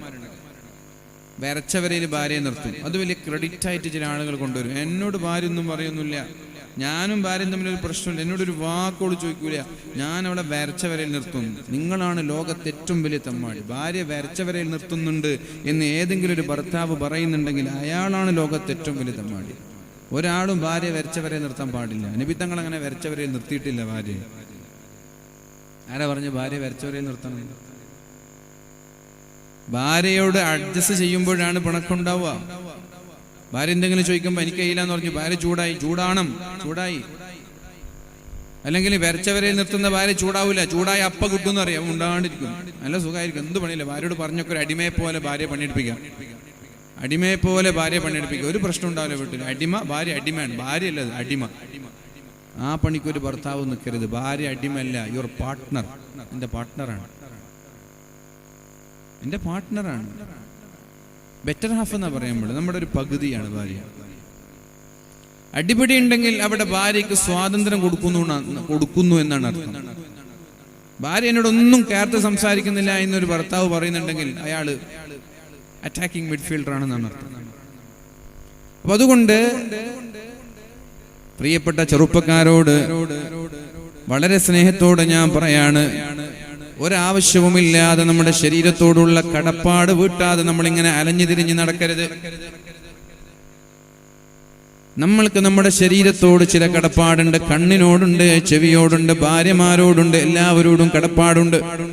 കണ്ണിനോടുള്ള കടപ്പാടാണ് രാത്രിയായാൽ വേഗം കിടന്നുറങ്ങുക എന്നുള്ളത്. രാത്രിയായാൽ സമയമായാൽ വേഗം കിടന്നുറങ്ങണം, അത് കണ്ണിനോടുള്ള കടപ്പാടാണ്. അല്ലാഹുവിന്റെ ഹബീബായ മുഹമ്മദുർ റസൂലുള്ളാഹ് സ്വല്ലല്ലാഹു അലൈഹി വസല്ലമ തങ്ങൾ പറഞ്ഞത് വളരെ കൃത്യമാണ്. വിവാഹം വൈകിയാൽ നാട്ടിൽ ഒരുപാട് അനാചാരങ്ങളും അനാശാസ്യങ്ങളും നടക്കുമെന്ന്, ഫിത്ന നടക്കുമെന്ന്, ഫസാദ് നടക്കുമെന്ന് മുഹമ്മദുർ റസൂലുള്ളാഹ്. വിവാഹം വൈകിയാൽ പ്രിയപ്പെട്ടവരെ, ഒരു പെണ്ണ് ആണിനെ നോക്കുമ്പോൾ ശ്രദ്ധിക്കേണ്ടത് ദീനാണ്. ഒരു ആണ് പെണ്ണിനെ നോക്കുമ്പോഴും ശ്രദ്ധിക്കേണ്ടത് ദീനാണ്. രണ്ടാളും ദീന് നോക്കണം. ദീനുള്ള ഭർത്താവാണെങ്കിൽ ഭാര്യയുടെ 75% വിവാഹത്തോടെ നന്നായത്, ആ 25% കൂടി നന്നാക്കാൻ ഭർത്താവിന് കഴിയും. ദീനില്ലാത്ത ഭർത്താവാണെങ്കിൽ ഭാര്യ ചിലപ്പോൾ മോശമായി പോവും. ഭാര്യ നല്ല പെണ്ണ, കല്യാണം കഴിയലോടുകൂടി ഭാര്യ മോശമായി പോവും. ദീനില്ലാത്ത ഭാര്യയാണെങ്കിൽ പ്രിയപ്പെട്ടവരെ, ഭർത്താവ് എത്ര നല്ലവനാണെങ്കിലും ഭർത്താവ് മോശമായി പോകും. നേരെ മറിച്ച് ദീനുള്ള ഭാര്യയാണെങ്കിൽ ഭർത്താവ് 75% വിവാഹത്തോടെ നന്നായി, ബാക്കി ഒരു 25% ഭാര്യയുടെ സഹായത്തോടെ നന്നാവാൻ കഴിയും. എന്താ ചെറുപ്പക്കാരെ ദീനിലേക്ക് അടുപ്പിക്കാനുള്ള വഴി എന്താണ്? എന്താ വഴി? ഇങ്ങനെ കേട്ടിട്ട് പോണം, കല്യാണം കഴിപ്പിച്ചു കൊടുക്കണം കേട്ടോ. അങ്ങനെ കേട്ടിട്ട് ചിരിച്ചിട്ട് പോയാൽ മതിയല്ലേ. കഴിയുമെങ്കിൽ കല്യാണം കഴിക്കുമ്പോഴേക്കും വേറൊരു വീടും വെച്ചു കൊടുക്കണം മക്കൾക്ക്. പറ്റുമെങ്കിൽ വിവാഹം നമ്മുടെ എല്ലാ ആൺമക്കൾക്കും 21 വയസ്സിന് വിവാഹം ചെയ്തു കൊടുക്കുക. ഈ കയ്യിൽ കുറെ ചരടും കുറെ ഇരുമ്പും കുറെ ചങ്ങലക്കെട്ട് ഭ്രാന്തൻ നായ്മാരെ പോലെ നടക്കുന്ന കുറെ ചെറുപ്പക്കാരില്ലേ, കഴുത്തിലും കയ്യിലൊക്കെ കുറെ. ഇതൊക്കെ പുതിയാപ്പിള ഇങ്ങനെ ഭാര്യന്റെ വീട്ടിൽ പോകുമ്പോൾ അമ്മോച്ചന്റെ മുമ്പിലാകുമ്പോൾ ഇതൊന്നും ഇട്ട് പോകില്ല. അവിടെ ഇയാൾ വിചാരിക്കും കുറച്ച് മാന്യത വേണ്ടേ. അമ്മോച്ചന്റെ വീട്ടിലേക്ക് പോകുമ്പോൾ ആരെങ്കിലും കയ്യിൽ ഭ്രാന്തൻ നായിനെ പോലെ ചങ്ങലിട്ടിട്ട് പോകും. കീറിയ കുപ്പായ അവിടെ ഇവിടെയൊക്കെ കീറിയ ജീനിട്ടിട്ട് പോകും. അവിടെ ചെറിയൊരു മര്യാദ കാണിക്കും. പുതിയാപ്പിളായിട്ട് ആദ്യം നല്ലൊരു ഒഫീഷ്യൽ ഡ്രസ് ഇട്ടിട്ടല്ലേ ഭാര്യയുടെ വീട്ടിൽ പോവാ, അവരൊന്ന് ഇംപ്രസ് ചെയ്യാൻ വേണ്ടിയിട്ട്. പിന്നെ കുറെ കഴിഞ്ഞാൽ ചിലപ്പോൾ മാറി നിന്നൊക്കെ വരാം. അതുകൊണ്ട് പ്രിയപ്പെട്ടവരെ, നന്നാവാനുള്ള പരിഹാരം വേഗം വിവാഹം കഴിക്കലാണ്. അതന്നെ പരിഹാരം, വേറൊരു പരിഹാരമില്ലല്ലോ ഭൂലോകത്ത്. നന്നാവാനുള്ള പരിഹാരം വേഗം വിവാഹം കഴിക്കൽ തന്നെ. പക്ഷേ വിവാഹത്തിന്റെ പേരിൽ നമ്മുടെ മക്കളുടെ പഠനം മുടങ്ങാൻ പാടില്ല. അതാണ് വളരെ ഇമ്പോർട്ടന്റ്. ഒരു പെണ്ണിന്റെയും പഠനം വിവാഹത്തിന്റെ പേരിൽ മുടങ്ങാൻ പാടില്ല. അതാണ് എനിക്ക് വളരെ പ്രധാനമായതിൽ ചേർത്ത് പറയാനുള്ളത്. പ്രിയപ്പെട്ട ഉമ്മമാരോട് എനിക്ക് പറയാനുള്ളത്, നിങ്ങൾ നിങ്ങളുടെ മക്കളെ സ്വയം പര്യാപ്തരാക്കണം, സെൽഫ് സഫിഷ്യന്റ് ആക്കണം. മറ്റൊരാളെ ഡിപ്പെൻഡ് ചെയ്ത് ജീവിക്കേണ്ട ഒരു സാഹചര്യം ഒരു മക്കൾക്കും ഒരു പിതാവും ഉണ്ടാക്കാൻ പാടില്ല. ഇപ്പൊ ഭർത്താവ് ചെറുപ്പത്തിലേ മരിച്ചുപോയി എങ്കിൽ ഭാര്യയ്ക്ക് ധൈര്യം വേണം, എനിക്ക് ഒറ്റക്ക് ജീവിക്കാൻ കഴിയും, ഭർത്താവില്ലെങ്കിൽ എനിക്ക് ജീവിക്കാൻ കഴിയും. അതിനെന്ത് വേണം? വിദ്യാഭ്യാസം വേണം. ഞാൻ ട്യൂഷൻ എടുത്ത് ജീവിച്ചോളാം, ഞാനൊരു ടീച്ചർ ആയിക്കോളാം, ഞാൻ അല്ലെങ്കിൽ നല്ലൊരു കമ്പനിയിൽ അക്കൗണ്ടന്റ് ആയിക്കോളാം, ഒരു കാഷ്യർ ആയിക്കോളാം. ഇതൊക്കെ ആവണമെങ്കിൽ വിദ്യാഭ്യാസം വേണം. കല്യാണം കഴിഞ്ഞൊരു 10 വർഷം ഒന്നും ജോലിക്കേ പോയിട്ടുണ്ടാവില്ല, പക്ഷെ ക്വാളിഫിക്കേഷൻ ഉണ്ട്, സർട്ടിഫിക്കറ്റുകളുണ്ട്. 10 വർഷം കഴിഞ്ഞ് ഭർത്താവ് മരിച്ചു, പെണ്ണിന് 3 കുട്ടികളുണ്ട്, വേറെ കല്യാണം കഴിയാൻ താല്പര്യമില്ല. അങ്ങനെ ചില ആളുകൾ ഉണ്ടാവാറുണ്ട്. ഭർത്താവ് മരിച്ച പിന്നെ വേറൊരു കല്യാണത്തോട് താല്പര്യമില്ലാത്ത ആളുകൾ. ഞാനതിനെ പ്രോത്സാഹിപ്പിക്കുന്നില്ല. ഭർത്താവ് മരിച്ച വേഗം യുദ്ധ കഴിഞ്ഞ ഉടനെ വേറെ ആളെ കല്യാണം കഴിച്ചോളൂ. ഭാര്യ മരിച്ചാലും ഭർത്താവ് അങ്ങനെ 40 കഴിഞ്ഞാൽ വേറെ ആളെ കല്യാണം കഴിച്ചോളൂ. വിവാഹം കഴിക്കാതെ ജീവിക്കരുത്. ആരായാലും വിവാഹം കഴിക്കാതെ ജീവിക്കരുത്. ഒരു ഭർത്താവ് വേണം. ഒരാണിന് പെണ്ണില്ലാതെ ജീവിക്കാൻ കഴിയില്ല, ഒരു പെണ്ണിന് ആണുമില്ലാതെ ജീവിക്കാൻ കഴിയില്ല. പ്രകൃതി എങ്ങനെയാണ്? പ്രകൃതി എങ്ങനെയാണ്? ഷീ എന്ന് പറയുമ്പോ അതിന്റെ എസ് മാറ്റിയാൽ ഹീ ആണ്. അവൻ, ഷീ, അവൾ. Madam, Adam. ആഡം ആണ്, മേഡം പെണ്ണ്. മെയിൽ ഫീമെയിൽ എന്ന് പറയുന്നത് പോലെ എല്ലാ വസ്തുക്കളിലും അല്ലാഹു ഇരട്ടയെ സൃഷ്ടിച്ചു എന്നാ പറഞ്ഞത്. XY ക്രോമോസോമുകൾ, ഇരട്ടകൾ, പെണ്ണുണ്ട് ആണുണ്ട്. XY ക്രോമോസോമുകൾ. എവിടെ ഇരട്ടയില്ലാത്തത്? എല്ലാറ്റിലും ഇരട്ടുണ്ട്, ആണും പെണ്ണുണ്ട്.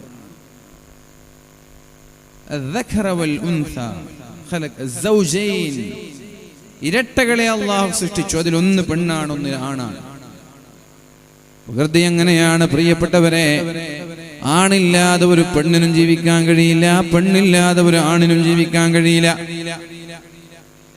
ഇന്ന് ചില ആളുകൾ സ്വശരീരത്തിന്റെ മാരടങ്ങളൊക്കെ മുറിച്ചു മാറ്റി ഞാൻ ആണാണ് എന്നിങ്ങനെ പറയാറുണ്ട്. അതൊക്കെ ബ്രെയിൻ വാഷ് ചെയ്തിട്ട് നടത്താണ്. പാവങ്ങളായ പെൺകുട്ടികളെ കൂട്ടിക്കൊണ്ടുപോയി അവരെ ബ്രെയിൻ വാഷ് ചെയ്തിട്ട് നീ ആണാണെന്ന് അവളെ കൊണ്ട് പറയിപ്പിക്കുക. അങ്ങനെ മാരടങ്ങളൊക്കെ മുറിച്ച് ട്രാൻസ് ആയിട്ട് മാറാൻ ഇവർക്ക് കമ്മീഷൻ ഉണ്ടാവും. സർജറിക്ക് ചെറിയ ചിലവൊന്നുമില്ലല്ലോ. മാരടങ്ങൾ മുറിക്കുക, സെക്ഷൽ ഓർഗാൻസ് അങ്ങോട്ടും ഇങ്ങോട്ടും മാറ്റുക, ഇതൊക്കെ ചെറിയ പൈസയുടെ കാര്യമാണ്. ഈ ബ്രെയിൻ വാഷ് ചെയ്യുന്ന ടീമിന് ഇതിനൊക്കെ കമ്മീഷൻ ഉണ്ടാവും. കമ്മീഷൻ ഇല്ലാതെ ആരെങ്കിലും ഇന്ന് പണിയെടുക്കുന്നുണ്ടോ? കമ്മീഷൻ ഇല്ലാതെ നിങ്ങൾ ആരെങ്കിലും പണിയെടുക്കും? കമ്മീഷനെ കുറിച്ച് അന്ന് വേദ പറഞ്ഞതിന് കുറെ ആളുകൾ എന്നോട് ചോദ്യം ചെയ്തു, നിങ്ങൾ ഇതിന് അങ്ങനെ വേദ പറഞ്ഞു? സ്ഥാപനങ്ങളൊക്കെ പൂട്ടിപ്പോകില്ലേ? കൂട്ടട്ടെ, എന്തിനാ സ്ഥാപനം? കമ്മീഷൻ വാങ്ങിയിട്ട് നിങ്ങളൊരു സ്ഥാപനം നടത്തണ്ട. ദാറുൽ ഹുദ തുടങ്ങിയിട്ട് വർഷങ്ങളായി, ഇന്ന് വരെ കമ്മീഷനുള്ള ഒരു പിരിവും ദാറുൽ ഹുദയ്ക്കാണ്. നിങ്ങൾക്ക് പൈസ വേണമെങ്കിൽ നിങ്ങൾ വേറെ വഴി നോക്കണം. 1,00,000 രൂപ പള്ളിക്ക് നിങ്ങൾ കളക്ട് ചെയ്യുക, അതിൽ 40,000 കൊണ്ടുവന്നാൾക്ക് കൊടുക്കുക. ശമ്പളം കൊടുത്തുകൂടെ? നല്ല ശമ്പളം കൊടുത്താൽ പോരെ കളക്ട് ചെയ്യുന്ന ആളുകൾക്ക്. ന്യായീകരിക്കാൻ എല്ലാറ്റിലും ഓപ്ഷൻ ഉണ്ടാവും. ഇതിനിങ്ങനെ പല മസലകൾ, കീല കാല ഇതൊക്കെ പിടിച്ച് സാനിയും താലിസൊക്കെ പിടിച്ച് നിങ്ങൾക്ക് ന്യായീകരിക്കാനുണ്ടാവും. ഓരോ ആളുകൾക്ക് ആവശ്യമുള്ളതിന് അവർ സാനിയും 3, 4, 30 അഭിപ്രായം പിടിച്ചിട്ട് ന്യായീകരിക്കും. ഒരാൾക്ക് ആവശ്യമില്ലാത്തതിനൊക്കെ പെട്ടെന്ന് ഹറാമെന്ന് ഒറ്റ മസല അങ്ങോട്ട് കൊടുക്കും. എല്ലാം ഹറാമെന്ന് പറഞ്ഞവരാണെങ്കിൽ കുറേ ഉണ്ട് അങ്ങനെയുള്ള മസല. അയാൾക്ക് ആവശ്യമില്ല, അതുകൊണ്ട് ഹറാം. തൊട്ടതും മറിച്ചതും ഹറാം. കാരണം അയാൾക്ക് അതിനോട് താല്പര്യമില്ല, അപ്പൊ ഹറാമാക്കി. ഇത് ഇയാൾക്ക് താല്പര്യമുണ്ട്, അപ്പൊ സാനിയും 30, 40 മസല അടക്കം നോക്കും. എങ്ങനെങ്കിലും ഇത് ഹലാലാക്കാൻ പറ്റുമോ നോക്കും. എനിക്ക് ആ ഒരു വേദ പറഞ്ഞ എത്ര ഉസ്താദ്മാർ മെസ്സേജ് അയച്ചു അറിയാം വാട്സപ്പിൽ. അപ്പൊ ഞാൻ പറയുന്നത് എല്ലാറ്റിനും കമ്മീഷൻ തന്നെയാണ്. അപ്പൊ ഈ സർജറിക്കൊക്കെ ലക്ഷങ്ങൾ ചെലവ്. ഞാൻ അത്ഭുതപ്പെട്ടു. നമ്മൾ കാസർഗോഡ് ജില്ലയിൽ തന്നെ 2 പെൺകുട്ടികൾ ആണായി മാറിയിട്ടുണ്ട്. ഇനി നേരിടുന്ന അടുത്ത വെല്ലുവിളി ഇത്. പെൺകുട്ടികൾ നാളെ പറയാണ് ഞാൻ ആണെന്ന്, എനിക്ക് ആണാവണമെന്ന് പറയുമ്പോൾ എന്താ ചെയ്യുക? ഇതൊക്കെ ബ്രെയിൻ വാഷ് ചെയ്തിട്ട് ഒരു സമൂഹത്തെ മാറ്റിക്കൊണ്ടിരിക്കുക. ഇതാണ് ഭൂമിയല്ലാതായി മാറുക എന്ന് പറയുന്നത്. എല്ലാം ഉലറ്റ് പലറ്റ് എന്ന് പറയുന്നില്ല, എല്ലാം തകിടം മറിയും. ആണ് പറയണ ഞാൻ ഇത് പെണ്ണാണെന്ന് പറഞ്ഞിട്ട് സെക്ഷൽ ഓർഗാനുകളൊക്കെ മാറ്റവരാണ്. പെണ്ണ് പറയണ ഞാൻ ആണാണ്, എന്റെ മാരടങ്ങൾ മുറിച്ചു മാറ്റാ. എന്താ മുഅ്മിനീങ്ങളെ, ഭൂമിയുടെ സിസ്റ്റം തന്നെ മാറ്റിമറിക്കാൻ ശ്രമം നടക്കാൻ. അതാണ് ലോകാവസാനത്തിന്റെ അടയാളം. ഇങ്ങനെ ഭൂമി അല്ലാതായിട്ട് മാറി. പെൺവേഷം കെട്ടുന്ന ആണിനെ നമ്മൾ കണ്ടിരുന്നു, ആൺവേഷം കെട്ടുന്ന പെണ്ണിനെ കണ്ടിരുന്നു. സെക്ഷൽ ഓർഗാനുകൾ സർജറി നടത്തി മാറ്റുന്ന കാലം വരെ നമ്മൾ കാണാൻ തുടങ്ങി. ലോകാവസാനം അടുത്തു എന്നതിന് ഇതിനേക്കാളും വലിയ അടയാളം എന്താ വേണ്ടത്? എന്നിട്ട് നമ്മളിങ്ങനെ നടക്കന്നെ, ഉലാത്തി നടക്കന്നെ. തോബയില്ല, കുറ്റബോധമില്ല, ചെയ്യുന്ന തെറ്റുകളെ കുറിച്ചുള്ള ചിന്തയില്ല. നിങ്ങളെ തെറ്റൊക്കെ മെൻഷൻ ചെയ്യും, അത് ഞാൻ ഇല്ലാന്ന് പറയുന്നില്ല. തെറ്റു ചെയ്താൽ തോബ ചെയ്യാനുള്ള ഒരു സന്മനസ്സെങ്കിലും കാണിച്ചു. ഉടനെ തന്നെ ഒന്ന് തോബ ചെയ്ത് ആ തെറ്റുകളെ മായ്ച്ചു കളയാൻ ശ്രമിക്കണം എന്ന് എനിക്ക് പറയാനുള്ളത്.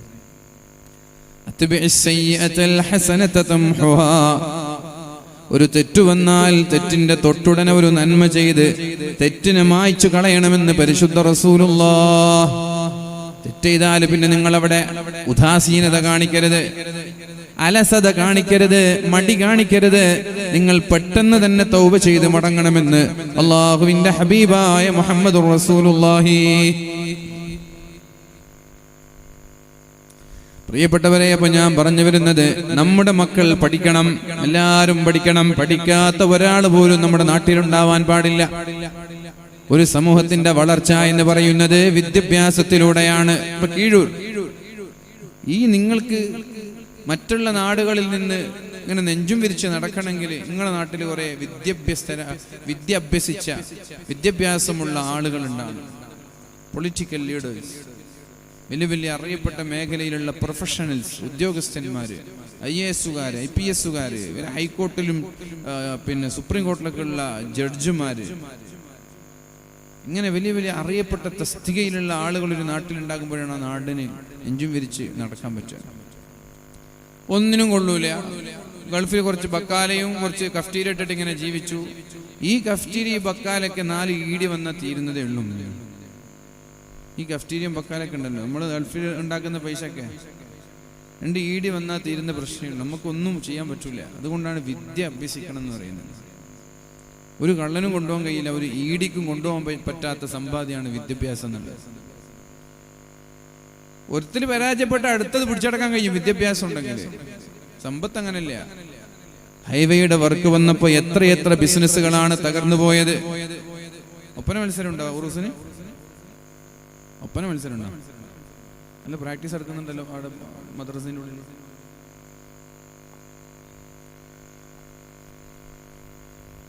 വോളണ്ടിയേഴ്സ് മദ്രസന്റെ സ്ത്രീ വോളണ്ടിയേഴ്സ് ഒപ്പന ചെയ്യുന്നല്ലോ. അങ്ങനെ പണി ഉണ്ടാവില്ലേ? പ്രിയപ്പെട്ടവരെ, അപ്പൊ നന്നായിട്ട് നമ്മൾ അധ്വാനിക്കുക, ഇൻഷാ അല്ലാഹ് നന്നായി പഠിക്കുക, നമ്മുടെ നാട്ടുകാരെ പഠിപ്പിക്കുക, നമ്മുടെ മക്കളെ നമ്മൾ പഠിപ്പിക്കുക. അങ്ങനെ എല്ലാവരും പഠിക്കണം. പഠിക്കാൻ വേണ്ടി നല്ലൊരു സാമ്പത്തികമായ ചെലവ് നമ്മൾ ചെലവഴിക്കണം. പൈസ നല്ലോണം ഇൻവെസ്റ്റ് ചെയ്യേണ്ടത് മക്കളുടെ വിദ്യാഭ്യാസത്തിലാണ്. വലിയ കൊട്ടാര സമാനമായ വീടെടുക്കാനല്ല. നമ്മളൊക്കെ എവിടെയാ പൈസ ഇൻവെസ്റ്റ് ചെയ്യാം? കൊട്ടാര സമാനമായ വീടെടുക്കാൻ പൈസ ഇൻവെസ്റ്റ് ചെയ്യും. ആഡംബര വാഹനങ്ങൾക്ക് വേണ്ടി പൈസ ഇൻവെസ്റ്റ് ചെയ്യും. എന്നാൽ മക്കളെ പഠിപ്പിക്കുന്ന കാര്യത്തിൽ ഏതാണ് ഏറ്റവും ചെറിയ പൈസ ഉള്ള സ്കൂൾ ഏത് നോക്കിയിട്ടാണ് മക്കളെ പഠിപ്പിക്കുക. ഇനി പോയാൽ തന്നെ അവിടെ പോയിട്ട് നല്ലോണം ബാർഗെയിൻ ചെയ്യും. കുറച്ചു തരാൻ വേണ്ടിയിട്ട് മക്കളെ പഠിപ്പിക്കുന്ന വിഷയത്തിൽ സ്കൂളിൽ പോയിട്ട് ബാർഗെയിൻ ചെയ്യും. ആക്യുറ വാങ്ങുമ്പോൾ ബാർഗെയിൻ ഇല്ല ഉണ്ടോ? ആക്യുറ വാങ്ങുമ്പോൾ ബാർഗെയിൻ ഇല്ല. ആവോലി വാങ്ങുമ്പോൾ ബാർഗെയിൻ ഇല്ല. ഏതെങ്കിലും മാളുകളിൽ പോയിട്ട് വലിയ വലിയ ബ്രാൻഡ് സാധനങ്ങൾ വാങ്ങുമ്പോൾ ബാർഗെയിൻ ഇല്ല. മക്കളെ പഠിപ്പിക്കുന്ന വിഷയത്തിൽ ബാർഗെയിൻ ചെയ്തിട്ട് എന്നാ ഞാൻ ഇവിടെ പഠിപ്പിക്കുന്നില്ല, ഞാൻ അവിടെ പഠിപ്പിച്ചോളാം എന്ന് പറഞ്ഞിട്ട് ക്വാളിറ്റി ഇല്ലാത്ത സ്കൂളിൽ കൊണ്ടിരിച്ചു. ഇതൊരു ഉപ്പാക്ക് ചേർന്ന പണിയല്ല, ഇതൊരു പാരൻസിന് ചേർന്ന പണിയല്ല. നിങ്ങൾ മക്കളെ പഠിപ്പിക്കേണ്ടത് ക്വാളിറ്റിയുള്ള സ്ഥാപനങ്ങളിലാണ്. നല്ല ക്വാളിറ്റിയുള്ള പൈസ കുറച്ച് ചെലവഴിച്ചാലും കുഴപ്പമൊന്നുമില്ല. അക്കാഡമിക്സ് എവിടെയാണ് കൈകാര്യം ചെയ്യുന്നത് അവിടെ പഠിപ്പിക്കണം. ഇപ്പം നമ്മുടെ സ്കൂളിലൊക്കെ ചില ആളുകൾ വരും, എന്നിട്ട് നമ്മളെക്കാൾ ഉഷാറുള്ള സ്കൂളിൻ്റെ പേര് അറിയും. ഞങ്ങൾ ഒരു നിലക്ക് അവരെ പിടിച്ചു വെക്കാറില്ല. കൊണ്ടുപോയി നിങ്ങളെ ചെറുത്തോളി എന്നാ പറയാം. ഇന്നലെ ഞാൻ ഓഫീസിൽ ചെല്ലുമ്പോൾ പ്രിൻസിപ്പളായി ഒരു കുട്ടീനോട് സംസാരിക്കുന്നുണ്ട്. നല്ല കഴിവുള്ള കുട്ടിയാണ്, കഴിഞ്ഞ വർഷത്തെ നല്ല കഴിവുള്ളൊരു കുട്ടിയാണ്. ആ കുട്ടിയെ TC എടുക്കാൻ വന്നു. എന്താ വെച്ചാൽ അവർ റെസിഡൻഷ്യൽ സ്കൂളിൽ 3 ലക്ഷം ചെലവഴിക്കുന്ന വർഷത്തിന് ഫീസ് കൊടുത്ത് ഒരു കോഴിക്കോടുള്ള റെസിഡൻഷ്യൽ സ്കൂളിൽ പഠിപ്പിക്കാൻ വേണ്ടി പോവുകയാണ്. പ്രിൻസിപ്പൾ പറഞ്ഞു നല്ല കുട്ടിയായതുകൊണ്ട് നമുക്ക് വിഷമമുണ്ടെന്ന്. ഞാൻ അവരോട് പറഞ്ഞു ഒരു കപ്പിൽ നിങ്ങൾ കൊണ്ടുപോയിക്കോളി, കുട്ടി ഉഷാറായിട്ട്. നമ്മൾ സ്കൂളിൽ പഠിക്കണമെന്നില്ല, നമ്മളെക്കാളും നല്ല സ്കൂളുണ്ടെങ്കിൽ അവിടെ കൊണ്ട് ചേർത്തോളി. കുട്ടി ഉഷാറാണ്, നമുക്ക് നമ്മളെ സ്കൂൾ ഉഷാറാണെന്നല്ല, നമ്മളെ കുട്ടികൾ ഉഷാറാണ് എവിടെ പോയാലും. പക്ഷെ നമ്മളെക്കാളും നിലവാരം കുറഞ്ഞ സ്കൂളുകൾ ഉണ്ടെങ്കിൽ നമ്മളവരെ നിരുത്സാഹപ്പെടുത്തുകയും ചെയ്യും. ഉണ്ടെന്ന് പറയുമ്പോൾ സാമ്പത്തിക ബുദ്ധിമുട്ടാണെങ്കിൽ അവർ നമ്മളെ പരിഗണിക്കുകയും ചെയ്യും. സാമ്പത്തിക ബുദ്ധിമുട്ടാണെങ്കിൽ, അല്ലെങ്കിൽ വെറുതെ പരിഗണിക്കൊന്നുമില്ല. പ്രിയപ്പെട്ടവരെ, ഇൻവെസ്റ്റ് ചെയ്യേണ്ടത് മക്കളുടെ വിദ്യാഭ്യാസത്തിലാണ്, മക്കളുടെ പഠനത്തിലാണ് നമ്മൾ ഇൻവെസ്റ്റ് ചെയ്യേണ്ടത്. അവിടെ കോംപ്രമൈസ് ഇല്ല, അവിടെ ഒരു കോംപ്രമൈസ് ഇല്ല. മക്കളെ പഠിപ്പിക്കുന്ന വിഷയത്തിൽ നിങ്ങൾ ആരും കോംപ്രമൈസ് ചെയ്യാൻ പാടില്ല.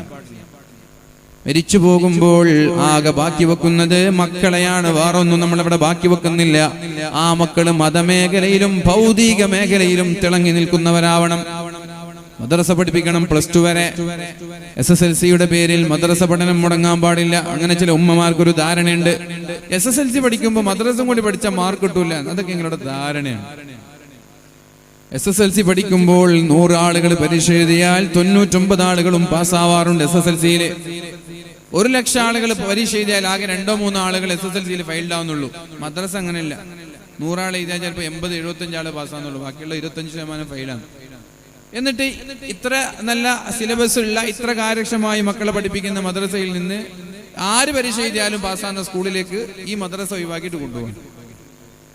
പരീക്ഷ എഴുതുന്ന സമയത്ത് അതുവഴി നടന്ന പശു അടക്കം എക്സാമിൽ SSLCയിൽ പാസ്സായി എന്നുള്ള ട്രോളിങ്ങൾ കണ്ടിട്ടുണ്ടാവും. പരീക്ഷ എഴുതുന്ന സമയത്ത് പുറത്തിരുന്ന പശു അടക്കം പാസ്സായി കണ്ടിട്ടില്ലേ ട്രോൾ? അത്ര ആളുകൾ പാസ്സാകുന്നുണ്ട്. 99.9%. CBSEന്റെ റിസൾട്ട് ഇന്ന് വന്നു. SSLCയുടെ 93% കേരളത്തിൽ പാസ്സായത്. കേരള സിലബസ് ആണെങ്കിൽ 99.9. ഇതിന് 100 ആക്കാൻ പറ്റിയാൽ അത് വലിയ അഭിമാനമായിട്ട് കൊണ്ടെടുക്കുകയും ചെയ്യും. 99.9% ആളുകൾ SSLC പരീക്ഷയിൽ പാസ്സാവാണ്. ഈ പരീക്ഷയ്ക്കാണ് വലിയൊരു ബേർഡനായി വൈകുന്നേരവും രാവിലെയും ഊണും ഉറക്കില്ലാതെ ട്യൂഷൻ കൊടുക്കുന്നത്. ഏപ്രിൽ മാസം മുതൽ തുടങ്ങാൻ കുട്ടികൾക്ക് സമ്മർ വെക്കേഷൻ പോലും കൊടുക്കാതെ സ്കൂളുകൾ തുടങ്ങണം. ഏപ്രിൽ മെയ് 2 മാസത്തെ ട്യൂഷൻ SSLC എന്ന് പറഞ്ഞിട്ട്. ഏത് SSLC? 100 ആളെ എഴുതിയാൽ 99.9 ആളും പാസ്സാകുന്ന SSLCക്ക് വേണ്ടിയിട്ട് ഏപ്രിൽ മെയ് മാസങ്ങളിൽ ട്യൂഷൻ ഇല്ല, വൈകുന്നേരങ്ങളിൽ കളിയില്ല, രാവിലെ ഉറക്കില്ല, ഒരു ടൂറില്ല, ഒന്നുമില്ല. മക്കളെ പീഡിപ്പിക്കണം. പഠിക്കുക എന്ന് പറഞ്ഞ് മക്കളെ പീഡിപ്പിക്കുക. ഇങ്ങനെ പഠിച്ചിട്ട് ഒരു കാര്യമില്ല. റാങ്കിലല്ല കാര്യം, പഠിക്കുന്നത് തിരിച്ചറിവാവണം. അപ്പോഴാണ് കാര്യം ഉണ്ടാവുക. പഠിക്കുന്നത് തിരിച്ചറിവായി മാറണം. എന്തിനാ റാങ്ക്? ഈ റാങ്ക് വാങ്ങിച്ചവർക്ക് എന്തായി പോകും? റാങ്ക് വാങ്ങിച്ചവർക്ക് ഇപ്പൊ എവിടെ ഉള്ളത്? ഡിസ്റ്റിങ്ഷനും എല്ലാ വിഷയങ്ങളിലും A+ കിട്ടിയ സന്തോഷാണ്. അതിനുവേണ്ടി അങ്ങോട്ട് മരിക്കല്ല. ഓക്കെ, ബൈ ചാൻസ് കിട്ടിയ അൽഹംദുലില്ലാ. മക്കളെ പീഡിപ്പിക്കല്ല അതിന്റെ പേരിൽ. പഠനം മക്കളുടെ തിരിച്ചറിവാവണം. അല്ലാഹു നമ്മുടെ മക്കൾക്ക് ബുദ്ധിശക്തി നൽകട്ടെ, ഓർമ്മശക്തി നൽകട്ടെ, നാടിനും ദീനിനും സമൂഹത്തിനും ഉപകരിക്കുന്ന മക്കളാക്കട്ടെ. അപ്പോ ഒരു കാരണവശാലും മക്കളുടെ പഠനം പാതി വഴിയിൽ വിവാഹത്തിന്റെ പേരിൽ മുടങ്ങരുത് എന്ന് ആവർത്തിച്ച് ഞാൻ പറയുന്നത്, മക്കളെ പഠിപ്പിക്കാതെ നിക്കാഹ് കഴിപ്പിക്കാൻ ഞാൻ പറഞ്ഞു എന്ന് ഇനി ഒരാളോട് നിങ്ങൾ പറയാതിരിക്കാൻ വേണ്ടിയാണ്. മക്കളുടെ പാതിയിൽ പഠനം മുടക്കി വിവാഹം ചെയ്തു കൊടുക്കുന്ന ഒരു സിസ്റ്റം നമ്മുടെ നാട്ടിൽ ഉണ്ടാവാൻ പാടില്ല. നിക്കാഹാണ് ചെയ്യേണ്ടത്, വിവാഹമല്ല. നിക്കാഹ് 18-ലാണ് പെണ്ണിന്റേത്, 21-ലാണ് ആണിന്റേത്. നിർബന്ധമായിട്ടും ആ സമയത്ത് നിക്കാഹ് ചെയ്തു കൊടുത്താൽ നമ്മുടെ ചെറുപ്പക്കാരെ നമ്മൾക്ക് കിട്ടും ഇൻഷാ അല്ലാഹ്. അല്ലാഹു റബ്ബ് സുബ്ഹാനഹു വ തആല ദുനിയാവിലും ആഖിറത്തിലും ഉപകരിക്കുന്നവരിൽ നമ്മൾ ഉൾപ്പെടുത്തട്ടെ.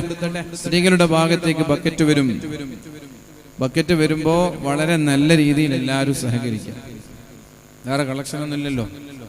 അതുകൊണ്ട് നല്ലൊരു സംഖ്യയുടെ അല്ലാഹു നമ്മുടെയൊക്കെ ആഫിയത്ത് മരണം വരെ നിലനിർത്തി തരട്ടെ. പടച്ചോനെ, ഞാനൊരു 1000 രൂപ ബക്കറ്റിലിടാൻ. എൻ്റെ മരണം വരെ എനിക്കോ എൻ്റെ കുടുംബത്തിനോ എൻ്റെ മാതാപിതാക്കൾ എൻ്റെ മക്കൾക്ക് മാരകമായ അസുഖം ഈ ബക്കറ്റിലിടുന്ന ഞാൻ ഏറെ ഇഷ്ടപ്പെടുന്ന ഒരു എമൗണ്ടാണ് 1000 എന്നുള്ളത്. ഇതിൻ്റെ ബർക്കത്ത് കൊണ്ട് എന്നെ മാരകമായ രോഗങ്ങളിൽ നിന്ന് രക്ഷപ്പെടുത്തണേ എന്ന് കരുതി ബക്കറ്റിലിടാം. അല്ലാഹുവിന്റെ ഹബീബിന്റെ അടുത്തേക്ക് ഒരു ചെറുപ്പക്കാരൻ വരുന്നുണ്ട്. പ്രിയപ്പെട്ടവരെ, അക്കാഫ് എന്നാണ് ആ ചെറുപ്പക്കാരന്റെ പേര്. അക്കാഫ്. നബി തങ്ങൾക്കൊരു സ്വഭാവമുണ്ട്. ചെറുപ്പക്കാരെ കണ്ടാ ചോദിക്കും, നീ കല്യാണം കഴിച്ചോന്ന്? ഹല്ലക സൗജ, നീ കല്യാണം കഴിച്ചോന്ന് ചോദിക്കും. നമ്മളും ചോദിക്കും എല്ലാവരോടും, കല്യാണം കഴിച്ചോന്ന് ചോദിക്കും. അപ്പൊ ചെറുപ്പക്കാരൻ പറയും, ഇല്ല നബിയെ, ഞാൻ കല്യാണം കഴിച്ചിട്ടില്ല. അപ്പോഴാണ് അല്ലാഹുവിന്റെ ഹബീബായ നബി തങ്ങൾ ചോദിക്കുന്നത്, അൻത മൂസിറും ബിഖൈർ, കയ്യിൽ പൈസ ഉണ്ടോന്ന് ചോദിച്ചു. സാമ്പത്തികമായിട്ട് ബുദ്ധിമുട്ടെങ്കിൽ എന്തെങ്കിലും ഉണ്ടോ? പൈസയില്ലാത്ത ബുദ്ധിമുട്ടാണോ? പെങ്ങന്മാരെ കല്യാണം കഴിപ്പിച്ചു കൊടുക്കാനുള്ള ബാധ്യതയാണോ? കടങ്ങൾ, അങ്ങനെ എന്തെങ്കിലും പ്രയാസങ്ങളുണ്ടോ? എന്തേ നീ കല്യാണം കഴിക്കാത്തത്? ചെറുപ്പക്കാരൻ പറഞ്ഞു, അന മൂസിറും ബിഖൈർ, നബിയേ, ഞാൻ സാമ്പത്തികമായി അഭിവൃദ്ധിയുള്ള ആളാണ്, പൈസക്ക് പ്രശ്നമൊന്നുമില്ല. അപ്പോഴാണ് അല്ലാഹുവിന്റെ ഹബീബ ചെറുപ്പക്കാരനോട് പറയുന്നത്, അൻത ഇദം മിൻ ഇഖ്വാനിശ് ശൈത്വാൻ. പ്രായമായി 21 വയസ്സായി, കല്യാണം കഴിക്കാനുള്ള പൈസയുണ്ട് കയ്യിൽ, എന്നിട്ടും നീ കല്യാണം കഴിക്കാതെ ബാച്ചിലറായി നടക്കുകയാണെങ്കിൽ നീ പിശാചിന്റെ കൂട്ടുകാരനാണെന്ന് മുഹമ്മദുർ റസൂലുള്ളാഹ്. പിശാച് എന്ന് പറയാത്ത ഭാഗ്യം, പിശാചിന്റെ കൂട്ടുകാരനാണ്. അൻത ഇദം മിൻ ഇഖ്വാനിശ് ശൈത്വാൻ. നിന്റെ കൂട്ടുകാർ, നിന്റെ ചങ്ങാതിമാർ ഒക്കെ പിശാചുകളാണ്, നീയും ഒരു പിശാചിനെ പോലെയാണ്. ഇതിനപ്പുറം എന്തെങ്കിലും വേണ്ടത്? ചങ്ങലിട്ട് നടക്കാതിരിക്കാൻ ഇത് പറയുന്നത്. MDMA-യും ലഹരിയൊക്കെ ആയിട്ട് ഇടയ്ക്കിടെ പിടിക്കപ്പെടുന്ന ആളുകളൊക്കെ പ്രായം നോക്കിങ്ങൾ അതൊന്നും ഇല്ലാതിരിക്കാൻ വേണ്ടിയിട്ട് വേഗം കല്യാണം കഴിച്ച് ഉത്തരവാദിത്ത ബോധമുള്ള മക്കളാക്കാൻ വേണ്ടിയിട്ട് എന്നോട് ഞാൻ പറയുന്നത്. അല്ലാതെ എനിക്ക് നിങ്ങളെ കല്യാണം കഴിച്ചാൽ നിക്കാഹിന്റെ പൈസ എനിക്ക് കിട്ടിയില്ല, കത്തി പുസ്തകമേ കിട്ടുള്ളൂ. ഉത്തരവാദിത്ത ബോധം നമ്മുടെ മക്കൾക്ക് വരണമെങ്കിൽ അവർ വേഗം കല്യാണം കഴിക്കണം. ഇല്ലെങ്കിൽ ഒരു ലക്ഷ്യമില്ലാതെ അലഞ്ഞു തിരിയുന്നവരായി മാറും. പ്രിയപ്പെട്ടവരെ, പിശാചിന്റെ കൂട്ടുകാരനാണ് നീ എന്ന് അല്ലാഹുവിന്റെ ഹബീബായ നബി തങ്ങൾ പറഞ്ഞു.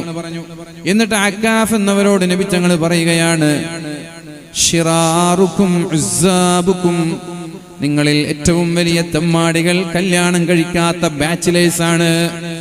രാത്രി ഉറങ്ങാതെ വീട്ടിൽ പോവാതെ വഴിയോരങ്ങളിൽ അലഞ്ഞു തിരിയുന്നവർ കല്യാണം കഴിക്കാത്ത ബാച്ചിലേഴ്സ് ആയിരിക്കും 90%.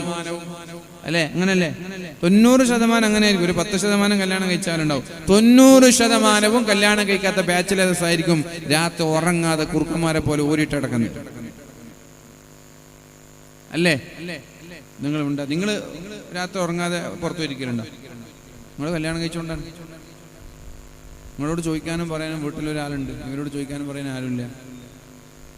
ശിറാറുക്കും ഉസ്സാബുക്കും, അലഞ്ഞു തിരിയുന്നവർ, ചമ്മാടികൾ, നാട്ടിലുള്ള വികൃതി കൂട്ടങ്ങൾ, ചമ്മാടികൾ, കല്യാണം കഴിക്കാത്ത ബാച്ചിലേഴ്സ് ആയിരിക്കുമെന്ന് പരിശുദ്ധ റസൂലുള്ളാഹ്. പിന്നെ നബി തങ്ങൾ പറഞ്ഞു, അർദലു മൗതാകും ഉസ്സാബുക്കും, മരിക്കുമ്പോൾ ഈമാൻ നഷ്ടപ്പെട്ട് മരിക്കേണ്ടി വരുന്നത്, ആഖിബത്ത് മോശമായി മരിക്കുന്നതും വിവാഹം കഴിക്കാത്ത ബാച്ചിലേഴ്സ് ആയിരിക്കുമെന്ന് പരിശുദ്ധ റസൂലുള്ളാഹ്. മരണത്തെ ചിന്തയില്ലാത്ത ചെറുപ്പക്കാരോട് ഇതൊക്കെ പറഞ്ഞിട്ട് എന്താ കാര്യം? മരിക്കുമ്പോ ആഖിബത്ത് മോശമായിട്ട് മരിക്കുന്നതും കല്യാണം കഴിക്കാത്ത ചെറുപ്പക്കാരായിരിക്കും. അർദലു മൗതാകും ഉസ്സാബുക്കും, ഈമാൻ മോശമായിട്ട് മരിക്കാൻ ചാൻസ് കൂടുതൽ വിവാഹം കഴിക്കാത്തവർക്കാണ്. അക്കാഫ് എന്നവർ പറഞ്ഞു, നബി എന്നെ വേഗം കല്യാണിപ്പിച്ചരി നബി എന്ന് പറഞ്ഞു. അവർക്ക് നന്നാണെന്ന് ആഗ്രഹിക്കുന്ന മനുഷ്യന്മാരാണ്. നമ്മൾക്ക് അങ്ങനെ ചിന്ത തന്നെ ഇല്ല. നമ്മൾക്കിതൊക്കെ ഒരു കടമയാണ്. ഇതൊക്കെ ഇങ്ങനെ ഒരു റമദാൻ, നമ്മൾ റമദാൻ ചോദിക്കട്ടെ, നിങ്ങളോട് ആത്മാർത്ഥമായിട്ട് ചോദിക്കുകയാണ് നിങ്ങളോട്. റമദാൻ കഴിഞ്ഞ് പെരുന്നാൾ കഴിഞ്ഞതിന് ശേഷം ഏകദേശം ഒരു മാസമാവാനായി, എന്റെ റമദാനൊന്ന് സ്വീകരിക്കണേ എന്ന് ഒരു 10 തവണയെങ്കിലും റമദാനിന്റെ ശേഷം ദുആ ചെയ്ത ഒരാൾ ഈ സദസ്സിലുണ്ടെങ്കിൽ കൈപ്പൊക്കി, റമദാൻ കഴിഞ്ഞിട്ട് ഒരു മാസമായി, ഒരു 10 തവണയെങ്കിലും പടച്ചോനെ എന്റെ റമദാനിനെ നീ സ്വീകരിക്കണേ എന്ന് ആത്മാർത്ഥമായി ദുആ ചെയ്ത ഒരു 10 വട്ടമെങ്കിലും ദുആ ചെയ്ത ആരെങ്കിലും ഇവിടെ ഉണ്ടോ? ഒറ്റയ്ക്ക് ആരെങ്കിലും ഉണ്ടോ? ഇല്ല. ഒരാള് ഹാഫ് കൈ പൊക്കിയിട്ടുണ്ട്. അതുണ്ട്, 2-3 ആളുണ്ട്. ബാക്കിയുള്ള ആളൊക്കെ ഇങ്ങനെ പോവാണ്. ഇതൊന്നും വേണമായിട്ടൊന്നും അല്ല. ഈ റമദാനിലൊക്കെ നമ്മൾ പണിയെടുത്തത് വേണമായിട്ടാണെങ്കിൽ നമുക്ക് ദുആർക്കാതിരിക്കാൻ പറ്റുമോ? സ്വഹാബാക്കള് 6 മാസമാണ് അള്ളാഹുവിനോട് ദുആ ചെയ്തത്, പടച്ചോനെ ഞങ്ങളുടെ റമദാനിനെ സ്വീകരിക്കണേ എന്ന്. പെരുന്നാൾ കഴിഞ്ഞിട്ട് 6 മാസമാ ദുആയിരുന്നത്. 6 മാസം നിരന്തരമായിട്ട് ദുആയിരുന്നു. റമദാൻ സ്വീകരിക്കണേ പടച്ചോനെ, റമദാൻ സ്വീകരിക്കണേ പടച്ചോനെ. എന്തിനാ അവർക്ക് അത്ര ആത്മാർത്ഥമായിട്ട് ചെയ്തതാണ്. റമദാനിനെ ആത്മാർത്ഥമായി മുതലെടുത്താണ്. സ്വീകരിച്ചില്ലെങ്കിൽ അവർക്ക് വിഷമാണ്. നമ്മളോ ഇതെങ്ങനെ ഒരു ഒഴുക്കിൽ പോവാണ്. ഇതൊക്കെ വേണമായിട്ടൊന്നുമില്ല, എല്ലാവരും ചെയ്യുമ്പോൾ ഇങ്ങനെ പോകുന്നു, അത്രേ ഉള്ളൂ. ഇത് സ്വീകരിക്കപ്പെടണം നമ്മൾക്ക് താല്പര്യമില്ല, ഇനി കൂലി കിട്ടണം നമ്മൾക്ക് ആഗ്രഹമൊന്നുമില്ല.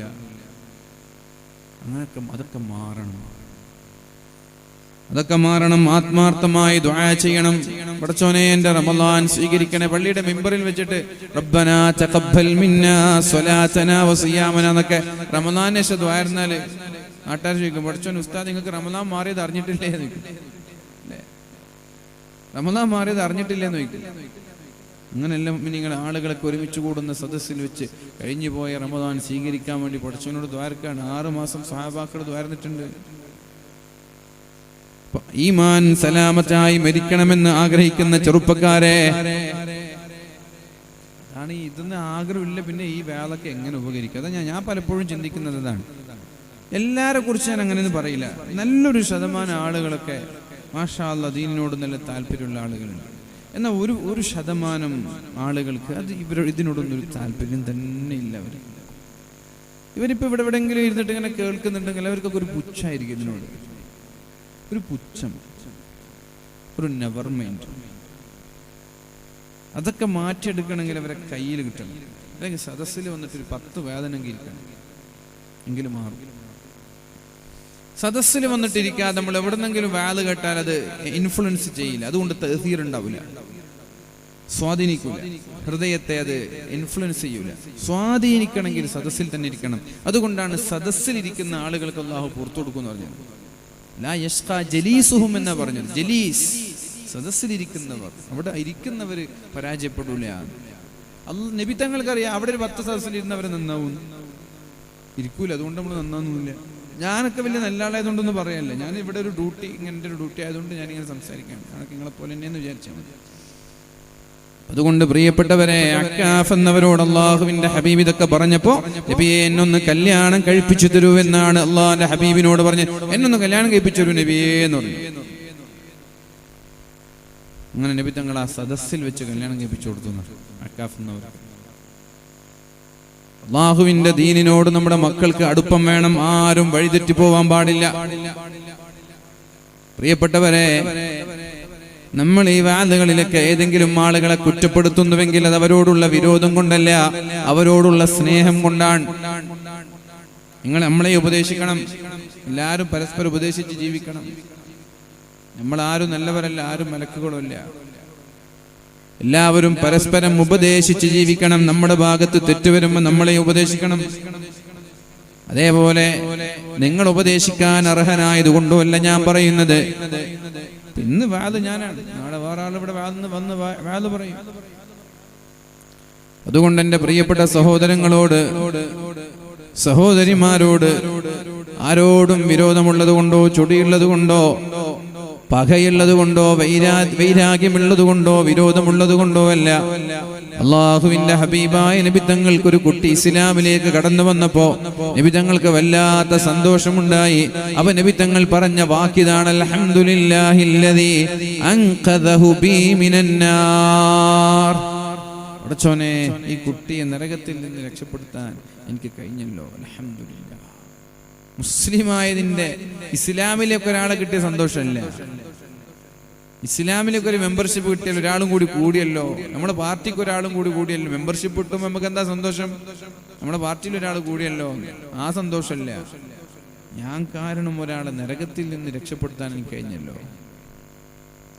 അതാണ് ഈ വാളിന്റെ ഒക്കെ കാതൽ. അതാണ് പ്രിയപ്പെട്ടവരെ, ഉറൂസിന്റെ കാതലുകൾ അതാണ്. അള്ളാഹുവിനെ സ്മരിക്കുക എന്നതാണ് ഇവിടുത്തെ ഉദ്ദേശം.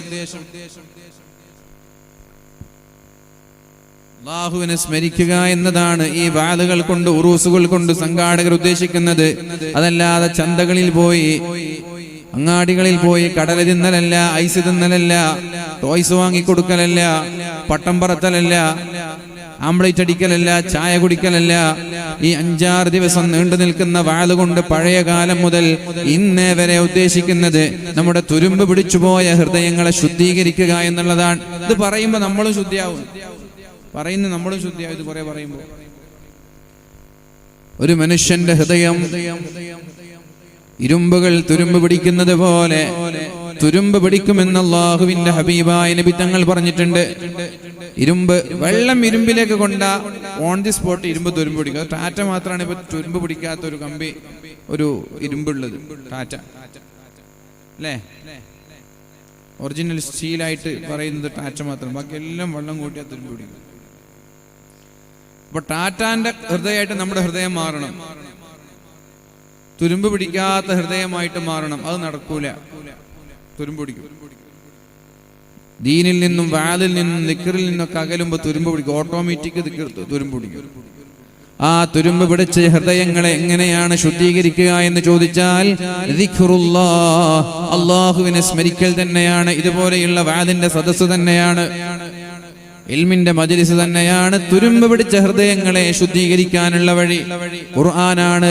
ഈ വാദിന്റെ സദസ്സുകളിൽ പാരായണം ചെയ്യപ്പെടുന്നത് പരിശുദ്ധമായ ഖുർആനാണ്. ഖുർആൻ പാരായണം ഒരു മനുഷ്യന്റെ തുരുമ്പ് പിടിച്ച ഹൃദയങ്ങളെ ശുദ്ധീകരിക്കുമെന്നാണ്. അതുകൊണ്ട് വസാരിഉ ഇലാ മഗ്ഫിറത്തിൻ മിർ റബ്ബിക്കും വജന്നah, അല്ലാഹുവിൽ നിന്നുള്ള മഗ്ഫിറത്ത് ലഭിക്കാൻ നമ്മൾ എല്ലാവരും പണിയെടുക്കുക. കൂടി ചെയ്ത് പെട്ടെന്ന് വസാരിഉ ഇലാ മഗ്ഫിറത്തിൻ മിർ റബ്ബിക്കും, അല്ലാഹുവിൽ നിന്നുള്ള മഗ്ഫിറത്ത് കിട്ടാൻ നമ്മൾ എല്ലാവരും നന്നായി പണിയെടുക്കണം, ഒരുങ്ങണം, ഒരുങ്ങി പണിയെടുക്കണം, ഉളരണം. പാപമോചനം ലഭിക്കാനുള്ള തെറ്റുകളൊക്കെ പൊറുക്കപ്പെടാൻ ഒരുപാട് വഴികൾ അല്ലാഹുവിന്റെ ഹബീബായ റസൂലുള്ളാഹി സ്വല്ലല്ലാഹു അലൈഹി വസല്ലം പറയുന്നുണ്ട്. യാ ഇബാദി, എൻ്റെ അടിമകളെ, ഇന്നകും തുഖ്തിഊന ബില്ലൈലി വന്നഹാർ, രാത്രിയിലും പകലിലും നിങ്ങൾ തെറ്റു ചെയ്താൽ വഅന അഗ്ഫിറുദ് ദുനൂബ ജമീഅ, നിങ്ങൾക്ക് ഞാൻ പുറത്തു തരാൻ, നിങ്ങൾ എന്നോട് പൊറുക്കലിനെ തേടിയാൽ മതി. നമ്മൾ രാവിലെയും രാത്രിയും തെറ്റ് ചെയ്യുന്നു അല്ലാഹുക്കറിയാം, നമുക്കും അറിയാം. പക്ഷേ തെറ്റ് ചെയ്യുന്ന സമയങ്ങളിൽ രാവിലെയായാലും രാത്രിയായാലും അല്ലാഹുവിനോട് നന്നായി ദുആ ചെയ്യുക, പൊറുക്കലിനെ തേടുക. പള്ളിയിലേക്ക് നടന്നു വരുന്നത് ഒരുപാട് പാപങ്ങൾ പൊറുക്കപ്പെടാൻ കാരണമാകുമെന്ന് അല്ലാഹുവിന്റെ ഹബീബായ റസൂലുള്ളാഹി സ്വല്ലല്ലാഹു അലൈഹി വസല്ലം പറയുന്നുണ്ട്. അപ്പൊ വളരെ ചെറുപ്പത്തിൽ തന്നെ തെറ്റുകൾ വരുമ്പോൾ അതിനെ മായ്ച്ച് മുന്നോട്ട് പോവുക. 60 വയസ്സാവനൊന്നും കാത്തുക്കണ്ട. ഇപ്പൊ മരിക്കുന്നതിന് പ്രത്യേകിച്ചിട്ട് സമയവും പ്രായമൊന്നുമില്ല. വളരെ ചെറുപ്പത്തിൽ തന്നെ ആളുകൾ മരിച്ചു പോവാണ്. പ്രായാവേണ്ട ആവശ്യമൊന്നുമില്ല. പെട്ടെന്ന് മരിക്കുന്ന എത്ര സംഭവങ്ങൾ നിങ്ങളുടെ നാട്ടിൽ തന്നെ ഉണ്ടാവും. പനി വന്ന് മരിച്ചു, കുഴഞ്ഞു വീണ് മരിച്ചു, മഞ്ഞപ്പിത്തം വന്ന് മരിച്ചു, ആക്സിഡന്റ് പറ്റി മരിച്ചു. ഇന്നലെ റിഫാൻ എന്ന് പറയുന്ന ഒരു കുട്ടി, 10ാം ക്ലാസ്സിൽ പഠിക്കുന്ന ഒരു കുട്ടി, വീട്ടിൽ നിന്ന് ഇറങ്ങിയത്. വീട്ടിൽ നിന്ന് സ്കൂട്ടറിൽ ഇങ്ങനെ കയറുമ്പോഴേക്കും ഒരു സ്ത്രീ ഓടിച്ചു വന്ന വണ്ടി ഇടിച്ചു. എത്രയോ ദിവസങ്ങളിൽ 10-11 ദിവസം മംഗലാപുരം വെന്റിലേറ്ററിലായിരുന്നു. ഇന്നലെ മരിച്ചു. അല്ലാഹു ആ കുടുംബത്തിന് സമാധാനം കൊടുക്കട്ടെ. എന്താ മുഅ്മിനീങ്ങളെ, എങ്ങനെ നമ്മൾ മരിച്ചൂടെ? ആഘോഷിക്കാൻ വേണ്ടി ബോട്ടിൽ കയറിയവരല്ലേ 22 ആളുകൾ മരിച്ചുപോയത്. എന്റർടൈൻമെന്റ് അനുവദനീയമാണ്. ഇസ്ലാം നിങ്ങളെ വീടിനുള്ളിൽ ഇങ്ങനെ പിടിച്ചിങ്ങനെ ചുരുട്ടിയിടാൻ പറഞ്ഞിട്ടൊന്നുമില്ല. നിങ്ങൾ എന്റർടൈൻമെന്റ് ചെയ്യണം, ആഘോഷിക്കണം, സന്തോഷം വേണം, ആസ്വാദനം വേണം, ഒക്കെ വേണം. പക്ഷെ അതിനിടയിൽ പെട്ടെന്നൊരു അപകടം വന്നു. പ്രിയപ്പെട്ടവരെ, മരിച്ചുപോയി. നമ്മളും അതേപോലെ മരിച്ചുപോയിക്കൂടെ? നമ്മളും ഇതേപോലെ മരിച്ചുപോയിക്കൂടെ? നമ്മുടെ നാട്ടിൽ അപകടം വരുമ്പോഴാണ് ഉദ്യോഗസ്ഥന്മാരൊക്കെ ഉറക്കത്തിൽ നിന്നുണ്ടെങ്കിൽ. എനിക്ക് ഏറ്റവും വലിയൊരു തമാശയായിട്ട് തോന്നുന്നത്, രാത്രി ടൂറിസ്റ്റ് ബസ് ഒരു അപകടം സംഭവിച്ചിട്ട് കുറച്ച് ആളുകൾ മരിച്ചുപോയിരുന്നു. അപ്പൊ ഗവൺമെന്റിന്റെ പുതിയൊരു ഓർഡർ വന്നു. ബസ്സിന്റെ കളറ് കാരണത്താലാണ് ആക്സിഡന്റ് സംഭവിച്ചത്. അതുകൊണ്ട് ഇനി മുതൽ എല്ലാ ടൂറിസ്റ്റ് ബസ്സും വൈറ്റ് കളറാക്കണം. ഞാൻ അത്ഭുതപ്പെട്ടു പോയി. ഒരു മനുഷ്യൻ ഈ വിഷയത്തിൽ പ്രതികരിച്ചില്ലല്ലോ. പിറ്റേ ദിവസം എല്ലാവരും വൈറ്റ് കളറാക്കി. ഇവിടെ KSRTC ഓടുന്നില്ല, അത് വൈറ്റ് കളറാണ്. നാട് നീളം കാറുകൾ ഓടുന്നില്ല, അതൊക്കെ വൈറ്റ് കളറാണ്. കളറാണോ സത്യത്തിൽ ടൂറിസ്റ്റ് ബസ് ആക്സിഡന്റ് പെടാൻ കാരണം? ഇത് പറയുമ്പോൾ ഇത് പ്രതിഷേധിക്കാൻ, ഇതിനെ ചോദ്യം ചെയ്യാനൊന്നും ആരുമില്ല. മനുഷ്യന്മാരൊക്കെ ബുദ്ധികളായി മാറിപ്പോയിട്ടുണ്ട്. ബസ്സാർക്ക് ജീവിക്കണം. ബസ്സാർക്ക് ഇങ്ങനെ ബസ്സിറക്കാതെ പുറത്തിറക്കാതെ വീട്ടിൽ വെച്ച് അവർക്ക് ജീവിക്കണ്ട. അവർ കയ്യിലുള്ള വൈറ്റ് പെയിന്റ് കൊണ്ടൊന്ന് അവൻ തന്നെ വൈറ്റ് വാഷ് ചെയ്തിട്ട് അവർ വണ്ടി റോഡിലിറങ്ങി. പ്രതിഷേധിക്കാൻ ആളില്ല, ചോദ്യം ചെയ്യാൻ ആളില്ല. എന്തൊരു വിഡ്ഢിത്തരാണത്. വൈറ്റ് കളർ ബ്ലാക്ക് കളർ ആയതുകൊണ്ടാണ് ബസ് അപകടം നടന്നത്. ഇപ്പൊ ബോട്ട് അപകടം നടന്നത് എന്തുകൊണ്ടാണ്? ആരുടെ അശ്രദ്ധയാണ് ബോട്ട് അപകടം നടക്കാൻ കാരണം? ആരാണ് ബോട്ടിന് ലൈസൻസ് കൊടുത്തത്? അതിന്റെ ഉത്തരവാദികളായ ആളുകളൊക്കെ പിടിച്ച് ഉള്ളിലിടും, അറസ്റ്റ് ചെയ്യും. ജനങ്ങളെ എങ്ങനെ പ്രയാസപ്പെടുത്താന്നല്ല ചിന്തിക്കേണ്ടത്. നമ്മൾ കുറച്ച് കഷ്ടപ്പെട്ടാലും ഞങ്ങളുടെ ജനങ്ങൾക്ക് പ്രയാസം വരരുത് എന്നാണ് നമ്മൾ ആലോചിക്കുന്നത്. ചില സ്ഥാപനങ്ങൾ, ഞാൻ വേറെ ഉദാഹരണം, ചില സ്ഥാപനങ്ങളുണ്ട്. ആ സ്ഥാപനങ്ങളിലുള്ള പ്രിൻസിപ്പൽ, അവരുടെ കീഴിൽ ഒരു 5, 5, 6 ഉസ്താദുമാരുണ്ട്. ഒരു പ്രിൻസിപ്പൽ, അവരുടെ കീഴിൽ 5, 6 ഉസ്താദുമാരുണ്ട്. ആ സ്ഥാപനത്തിലെ പ്രിൻസിപ്പൽ എല്ലാ മാസവും കൃത്യമായി മാസം 1 സാലറി എണ്ണി വാങ്ങുന്നുണ്ട്. എന്നാൽ കൂടെ അദ്ദേഹത്തിന്റെ കീഴിൽ ജോലി ചെയ്യുന്ന മറ്റുള്ള ഉസ്താദുമാർ 6 മാസമായിട്ട് സാലറി കിട്ടിയിട്ടില്ല. അങ്ങനെ 2-3 ഉസ്താദുമാർ സ്ഥാപനത്തിൽ നിന്ന് സാലറി കിട്ടാത്തതിന്റെ പേരിൽ പോയി. 2-3 ഉസ്താദുമാർ. എന്നാൽ പ്രിൻസിപ്പളോ പണി ജോലിക്ക് വന്നാലും വന്നില്ലേലും, ഡ്യൂട്ടി എടുത്താലും എടുത്തില്ലേലും മാസം സാലറി കൃത്യമായിട്ട് അയാൾ പോകട്ടിട്ട് അയാൾ പോകും. അങ്ങനെയാണോ ചെയ്യേണ്ടത്? പ്രിൻസിപ്പൾ സാലറി എടുത്തില്ലെങ്കിലും ജോലി ചെയ്യുന്ന ബാക്കിയുള്ള ഉസ്താദുമാർ സാലറി എടുക്കണം എന്നല്ലേ ഒരു പ്രിൻസിപ്പൾ ചിന്തിക്കേണ്ടത്? നിങ്ങളേത് അഭിപ്രായക്കാരാണ്? ഞാൻ സാലറി വാങ്ങിച്ചില്ലെങ്കിലും എൻ്റെ കീഴിലുള്ള അവരൊക്കെ സാലറി വാങ്ങി അവരെ തൃപ്തിപ്പെടുത്തണം എന്നാണ് ഒരു നേതാവ് ചിന്തിക്കേണ്ടത്. സർദാർ ഖൗമുക ഖാദിം ഹേ. നേതാവ് സമുദായത്തിന്റെ സേവകരാണ്. ഞാൻ കുറച്ച് കഷ്ടപ്പെട്ടാലും എൻ്റെ കീഴിൽ ജോലി ചെയ്യുന്നവർ കഷ്ടപ്പെടരുത്. മതസ്ഥാപനങ്ങളുടെ കഥയാണ് ഞാൻ പറയുന്നത്. ഏതെങ്കിലും സ്കൂളിലെ കഥയല്ല, മതസ്ഥാപനങ്ങളുടെ കഥയാണ് പറയുന്നത്. ശമ്പളം കിട്ടാതെ എത്ര ഉസ്താദുമാർ ഇറങ്ങിപ്പോയി, മതിയാക്കിപ്പോയി. എന്നാലും അവരുടെ ശമ്പളം ഇപ്പോഴും പെൻഡിങ് ആണ്. എന്നിട്ടും കൃത്യമായി പ്രിൻസിപ്പൾ ഉത്തരവാദപ്പെട്ട ആളൊക്കെ എണ്ണി ഇങ്ങനെ വാങ്ങി പോക്കറ്റ് ഉറപ്പിക്കുന്നുണ്ട്. ഇതൊക്കെ അള്ളാഹുവിനോട് സമാധാനം പറയേണ്ടി വരും. നമ്മളൊരു ഉത്തരവാദിത്തം ഏറ്റെടുത്ത നമ്മുടെ കീഴിലുള്ള ആളുകളുടെ ഉത്തരവാദിത്തം പ്രിൻസിപ്പളിന്റെ ഡ്യൂട്ടിയാണ്, മാനേജറിന്റെ ഡ്യൂട്ടിയാണ്. കീഴിലുള്ള ജോലിക്കാരുടെ ഉത്തരവാദിത്തം അവരെ തൃപ്തിപ്പെടുത്തിയിട്ടാണ് നമ്മൾ പോക്കറ്റിൽ പൈസ ഉണ്ട്. അല്ലാതെ ആദ്യം തന്നെ നമ്മൾ വെറുപ്പിച്ച് ബാക്കി നിങ്ങൾക്ക് തരാൻ ശമ്പളമില്ല, ഞങ്ങൾ പോയിക്കോളി എന്നല്ല പറയേണ്ടത്. എങ്ങനെ ഉണ്ടാവുക? നമ്മൾ പോക്കറ്റിലിട്ടാൽ ബാക്കിയുള്ള ശമ്പളം കൊടുക്കാനുണ്ടാവും. അതേപോലെ ജനങ്ങളെ പ്രയാസപ്പെടുത്തിയിട്ടല്ല ഒരു നിയമം കൊണ്ടുവരേണ്ടത്. ജനങ്ങളെ പ്രയാസപ്പെടുത്തിയിട്ടല്ല. ഇപ്പൊ പല വിവാദങ്ങൾ നടക്കുന്നുണ്ട്. ഞാനതൊന്നും ഇവിടെ പറയാൻ ഉദ്ദേശിക്കുന്നില്ല. രാഷ്ട്രീയമായി പല വിഭാഗം ആളുകളുണ്ടാവും. രാഷ്ട്രീയക്കാരെന്ന് വെച്ചാൽ പിന്നെ അവരവരുടെ പാർട്ടിയോട് അന്ധമായി ഭക്തി കാണിക്കുന്ന ആളുകളാണ്. ആത്മാർത്ഥമായിട്ട് ഒരു നന്മ ഉദ്ദേശിക്കുന്ന പാർട്ടിക്കാരും ലീഡേഴ്സൊക്കെ കുറവാണ്. ഞാൻ ഇഷ്ടപ്പെടുന്ന പാർട്ടിയോട് അന്ധമായി ഞാൻ പിന്തുണക്കുക, ഞാൻ ഇഷ്ടപ്പെടുന്ന സംഘടനയെ അന്ധമായി പിന്തുണക്കുക, അങ്ങനെയല്ല. ശരി തെറ്റുകളൊക്കെ നമ്മൾ പറയുകയും തിരുത്തുകയൊക്കെ വേണം. എന്റെ പാർട്ടി എന്ത് ചെയ്താലും അത് ശരി കണ്ണടിച്ചിരുട്ടാക്കരുത്. എന്റെ പാർട്ടി തെറ്റുണ്ടെങ്കിൽ തെറ്റെന്ന് സമ്മതിക്കണം. എന്റെ സംഘടനയിൽ തെറ്റുണ്ടെങ്കിൽ തെറ്റുണ്ടെന്ന് സമ്മതിക്കണം. എന്റെ സംഘടന ഒന്നും ചെയ്യില്ല, എന്റെ പാർട്ടി ഒന്നും ചെയ്യില്ല, അങ്ങനൊരു ധാരണ നമ്മൾ മാറ്റണം. ഇതൊക്കെയാണ് വലിയ വലിയ തോന്നിവാസങ്ങളൊക്കെ നാട്ടിൽ നടക്കാനുള്ള കാരണം. ഇങ്ങനൊരു അന്ധമായ അനുകരണമാണ്. ഏത് പാർട്ടിക്കാരാണ്? പ്രിയപ്പെട്ടവരെ, ചെറുപ്പക്കാർ, നിങ്ങളോടൊക്കെ പറയാണ്, നമ്മളൊക്കെ കുറച്ച് പക്വതയുള്ള തിരിച്ചറിവുള്ള രാഷ്ട്രീയക്കാരാവണം, തിരിച്ചറിവുള്ള സംഘടനാ ബോധമുള്ളവരാകണം. ആർക്കും ഏത് സമയത്തും നമ്മൾ ഒന്നിനെ അന്ധമായി അനുകരിക്കേണ്ടത് റസൂലുള്ളാഹിയെ മാത്രം സല്ലല്ലാഹു അലൈഹി വസല്ലം. ആരെങ്കിലും നമ്മൾ അന്ധമായി അനുകരിക്കുന്നുവെങ്കിൽ, ഇമിറ്റേറ്റ് ചെയ്യുന്നുവെങ്കിൽ അത് അള്ളാഹിന്റെ ഹബീബിനെ മാത്രമാണ്. വേറൊരാളെ നമ്മൾ അന്ധമായിട്ട് അനുകരിക്കാൻ പാടില്ല. അല്ലാഹു റബ്ബ് സുബ്ഹാനഹു വ തആല നന്മയ്ക്ക് വേണ്ടി ശബ്ദിക്കാനും നന്മയുടെ കൂടെ നിൽക്കാനും ഈമാനും കരുത്തും ഊർജവും നമ്മൾക്ക് എന്നും നൽകുമാറാവട്ടെ.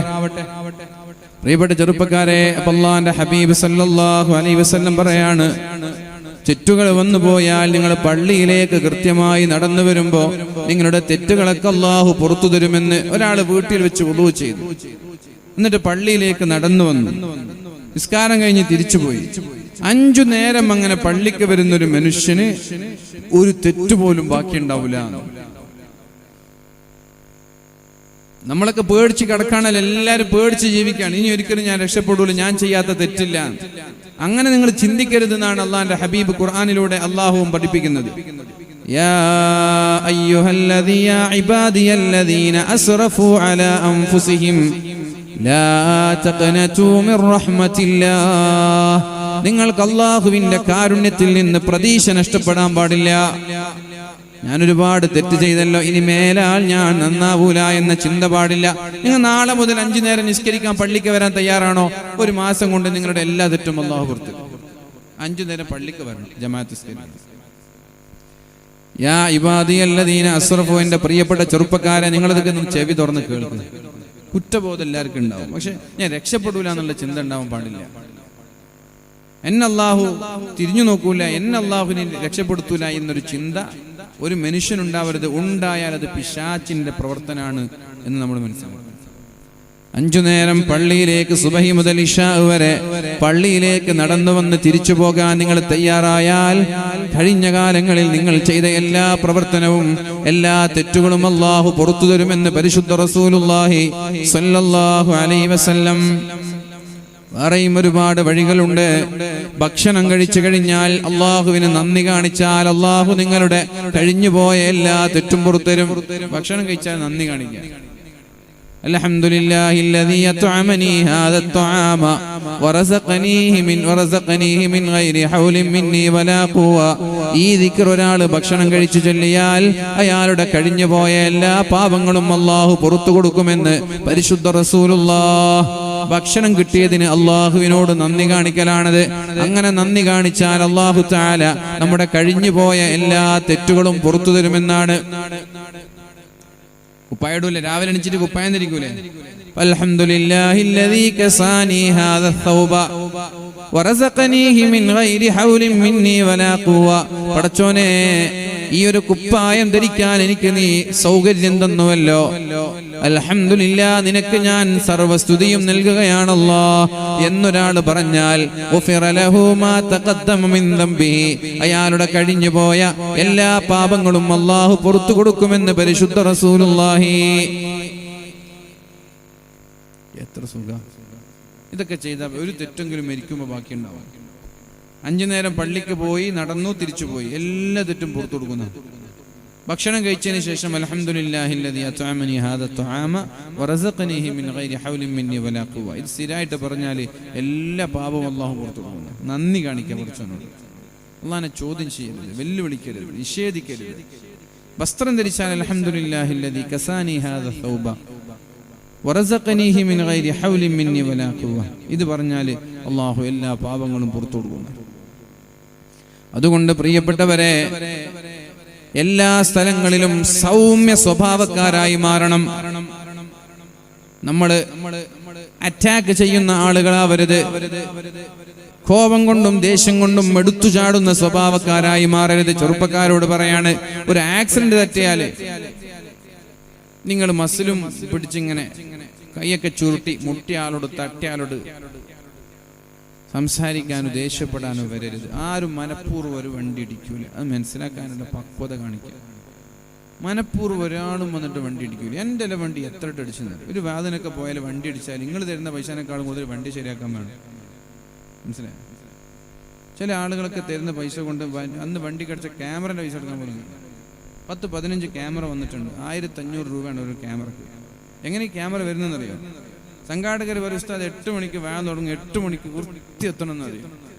നമ്മൾ ഈ മരണപ്പാച്ചിൽ പോയി 8 മണിക്ക് അവിടെ എത്തി നോക്കുമ്പോൾ സംഘാടകർക്ക് ഒരു തിരക്കുണ്ടാവില്ല. 10 മണിക്കായിരിക്കും മൈക്ക് വരിക.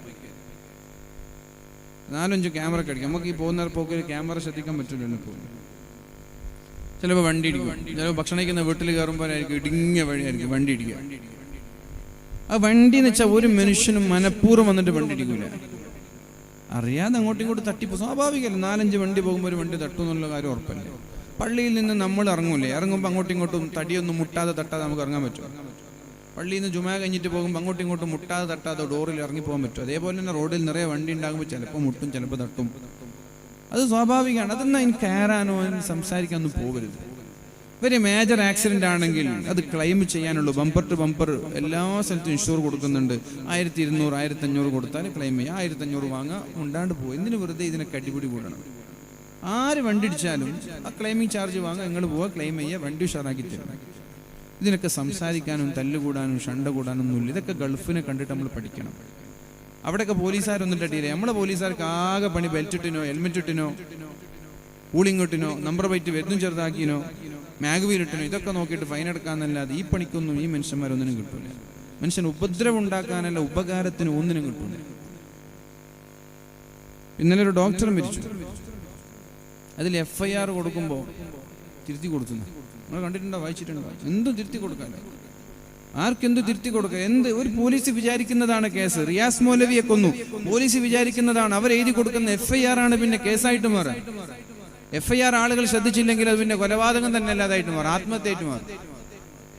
അതുകൊണ്ട് പ്രിയപ്പെട്ടവരെ, എന്റെ പ്രിയപ്പെട്ട ചെറുപ്പക്കാരോട് പറയാനുള്ളത്, നമ്മൾ സൗമ്യ സ്വഭാവക്കാരായി മാറണം. എല്ലാരോടും കയർക്കുന്നവരാവരുത്. അടിക്കാൻ എല്ലാവർക്കും, എനിക്ക് നിങ്ങൾ അടിക്കാൻ എന്നെ കൊണ്ട് കഴിയും, തിരിച്ചടി കിട്ടുന്നല്ലേ? എനിക്ക് തിരിച്ചടി കിട്ടും, അടിച്ചാൽ തിരിച്ചടി കിട്ടും. ആർക്കും അടിക്കാൻ കഴിയാത്ത ലോകത്ത്. അങ്ങാടിയിലൊന്ന് 4 പൊട്ടിക്കാൻ ആർക്കാ കഴിയാത്ത? അടിച്ചിട്ട് ഒറ്റ ഓട്ടോ ഓടിയാ പോരെ, തിരിച്ചടിക്കുമ്പോൾ ഒറ്റ ഓട്ടോ ഓടിയാ പോരെ. ആർക്കും അടിക്കാൻ കഴിയാത്ത? അടിക്കാന്ന് വെച്ചാൽ വലിയ ക്രെഡിറ്റ് ഒന്നുമില്ല. അങ്ങാടിയിൽ പോയിച്ചിട്ട് ഉപ്പാനും ഉമ്മാനും തെറി വിളിക്കാന്ന് വെച്ചാൽ വലിയ ക്രെഡിറ്റ്, അത് ആർക്കും വിളിക്കാൻ പറ്റുന്ന കേസാണ്. അത് വിളിക്കാതിരിക്കുന്നവനാണ് കഴിവുള്ളത്. അടിയുടെ സാഹചര്യം ഉണ്ടായിട്ട് അടിക്കാതിരിക്കുന്നവനാണ് കഴിവുള്ളത്. അല്ലാത്തവരൊക്കെ ലോക ഫ്രോഡുകളാണ്. നിങ്ങൾ ഫ്രോഡുകളാവരുത്. നിങ്ങൾ സൗമ്യ സ്വഭാവക്കാരായിട്ട് മാറി. സഹിലൻ ഇദാ ബഅ സഹിലൻ ഇദശ്തറ സഹിലൻ ഇദഖ്തല. കച്ചവടം ചെയ്യുമ്പോൾ വാങ്ങുമ്പോൾ വിൽക്കുമ്പോഴൊക്കെ സൗമ്യത കാണിക്കുന്ന ആളുകൾക്ക് അല്ലാഹു എല്ലാ പാപങ്ങളും പുറത്തു കൊടുക്കുമെന്ന് പരിശുദ്ധ റസൂലുള്ളാഹി സ്വല്ലല്ലാഹു അലൈഹി വസല്ലം. കച്ചവടം ചെയ്യുമ്പോൾ ആവശ്യമില്ലാതെ അനാവശ്യമായി ബാർഗൈൻ ചെയ്യരുത്. കൊടുക്കുമ്പോഴും വാങ്ങുമ്പോഴൊന്നും വെറുപ്പിക്കുന്ന രീതിയിൽ ഉപഭോക്താവിനെ, കസ്റ്റമറിനെ അല്ലെങ്കിൽ ഷോപ്പ് കീപ്പറെ അങ്ങോട്ടും ഇങ്ങോട്ടും രണ്ടുപേരും വെറുപ്പിക്കുന്ന രീതിയിലുള്ള ഒരു ബാർഗൈൻ ചെയ്യരുത്. അവരുടെ മാന്യമായിട്ട് പറയാ, നിങ്ങൾക്ക് എത്ര ചെറിയൊരു ലാഭം വെച്ച് നിങ്ങൾ തന്നെ എത്ര, ഇനി 1000 രൂപയാണ് വില, ഒരു 750 തരാൻ പറ്റുമോ? 1000 രൂപ വില പറഞ്ഞ സാധനത്തിന് 100 രൂപ നിങ്ങൾ ചോദിക്കാന്നുള്ളത് നിങ്ങളെ മാന്യതക്ക് കുറവാണ്. അപ്പൊ അതുകൊണ്ടൊരു മാന്യമായ വില വെച്ച് നിങ്ങൾ എന്ത് ചെയ്യുക? അവരോട് ഇടപാട് നടത്തുക. സഹലൻ, എളുപ്പമാവണം, സുതാര്യത കാണിക്കണം, സൗമ്യത വേണം. എല്ലാറ്റിലും, കച്ചവടത്തിൽ വേണം, ബിസിനസ്സിൽ വേണം, ഡ്രൈവിംഗിൽ വേണം. ആളുകളെ പേടിപ്പിച്ച് ഡ്രൈവ് ചെയ്യാൻ പാടില്ല. ആളുകളെ വെറുപ്പിക്കുന്ന രീതിയിൽ ഡ്രൈവ് ചെയ്യാൻ പാടില്ല. യാത്ര ചെയ്യുമ്പോൾ പ്രിയപ്പെട്ടവരെ, മറ്റൊരു വണ്ടിയുടെ പിന്നാലെ നമ്മൾ യാത്ര ചെയ്യുമ്പോൾ ബാക്കിലുള്ള വണ്ടി ഒരു കാരണവശാലും ബ്രൈറ്റ് ലൈറ്റ് ഇട്ടിട്ട് ഡ്രൈവ് ചെയ്യാൻ പാടില്ല. അത് അയാളെ ദ്രോഹിക്കലാണ്. ഇതൊക്കെ എപ്പോഴും നമ്മൾ ഇതൊക്കെ പഠിക്കുക. ഒരു ഡ്രൈവിംഗ് ക്ലാസ്സിന് പോയിട്ട് ഏതെങ്കിലും ഒരു ഉദ്യോഗസ്ഥരെ പഠിപ്പിച്ചു തന്നിട്ടുണ്ടോ? മുമ്പിലൊരു വണ്ടി ഉണ്ടാകുമ്പോൾ ബാക്കിൽ പോയിട്ട് നിങ്ങൾ ബ്രൈറ്റ് ലൈറ്റ് ഇട്ട് കൊടുക്കരുത്. കൾച്ചർ, ഇതൊക്കെ കൾച്ചറായിട്ട് വരണം നമ്മുടെ.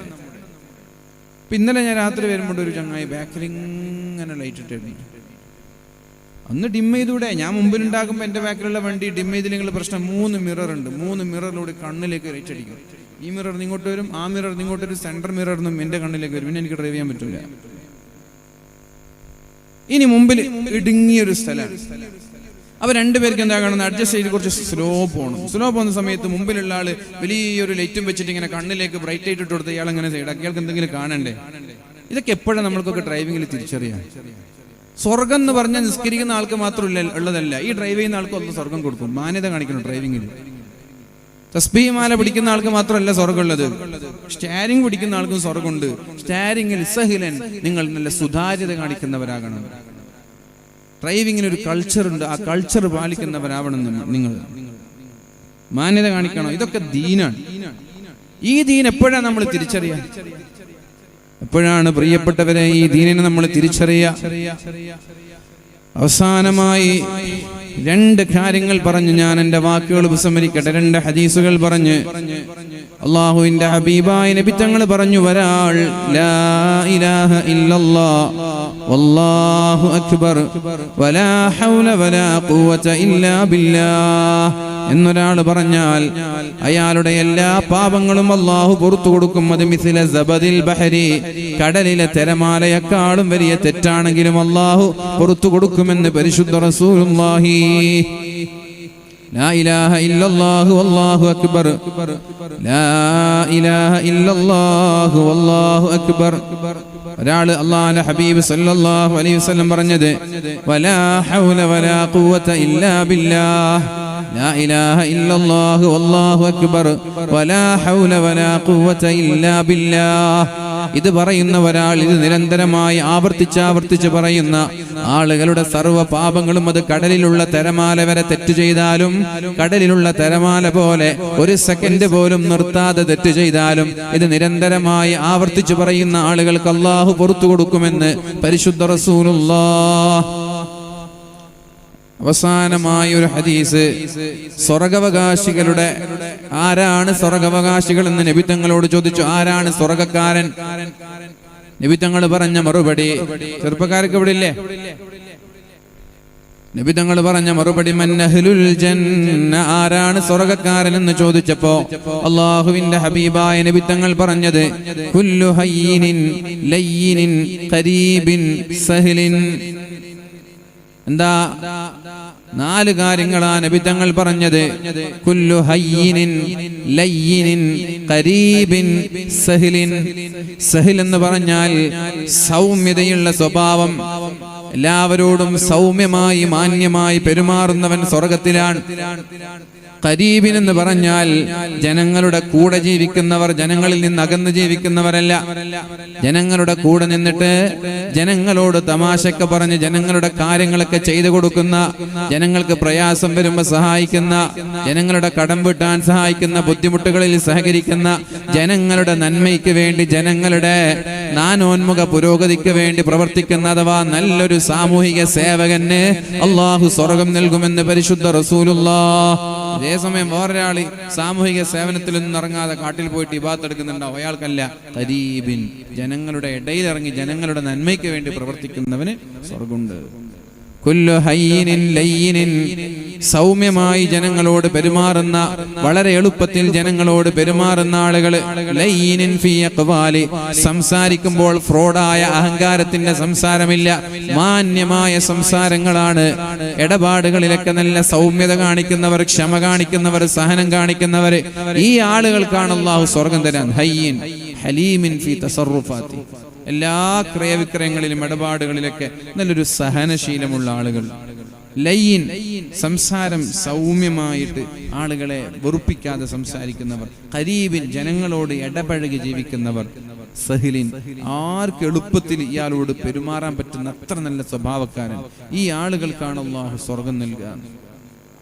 ഞാൻ ഇന്ന് പറഞ്ഞ വിഷയം, ചെറുപ്പക്കാരെ ദീനിനോട് അടുപ്പിക്കണമെങ്കിൽ വേഗം കല്യാണം കഴിപ്പിച്ചു കൊടുക്കണം എന്നുള്ളതാണ്. കല്യാണമാണ് ഒരാൾ നന്നാവാനുള്ള സൊല്യൂഷൻ, പരിഹാരം. ഒരാളെ ദീനിലേക്ക് അടുപ്പിക്കാനുള്ള മെത്തേഡ് അയാൾ പെട്ടെന്ന് കല്യാണം കഴിപ്പിച്ചു കൊടുക്കുക എന്നുള്ളതാണ്. കല്യാണത്തിന്റെ പ്രായം 18ഉം 21ഉം ആണ്. പക്ഷെ കല്യാണത്തിന്റെ പേരിൽ മക്കളുടെ പഠനം ഒരു കാരണവശാലും മുടങ്ങാൻ പാടില്ല.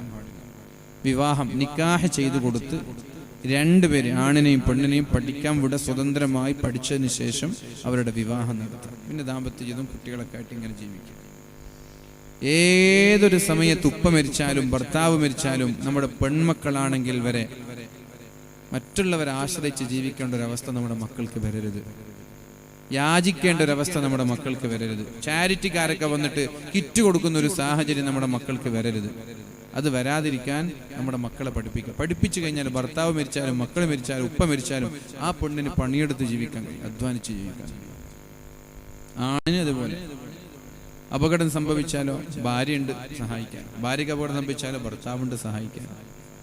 ഇങ്ങനെയൊക്കെ വരുമ്പോൾ നമ്മുടെ നാട്ടിൽ ഒരു സോഷ്യൽ റെസ്പോൺസിബിലിറ്റി ഉള്ള, സമൂഹത്തോട് കമ്മിറ്റ്മെന്റ് ഉള്ള, പ്രതിബദ്ധതയുള്ള, സ്വയം പര്യാപ്തരായ ഒരു കൂട്ടം ചെറുപ്പക്കാരെ കിട്ടും. ഒരു പിരിവ് വരുമ്പോൾ കുറച്ചാളുകളെ മാത്രം ആശ്രയിക്കുന്നതിന് പകരം എല്ലാവരും കൂടി സഹകരിക്കാൻ പറ്റും. എല്ലാവരുടെ കയ്യിൽ പൈസ ഉണ്ടെങ്കിൽ എല്ലാവർക്കും സഹകരിക്കാൻ. സാമ്പത്തികമായൊരു ഭദ്രത എല്ലാവർക്കും വേണം. ബിസിനസ്സിനെ കുറിച്ച് ചിന്തിക്കണം, നല്ല ജോലിയെക്കുറിച്ച് ചിന്തിക്കണം.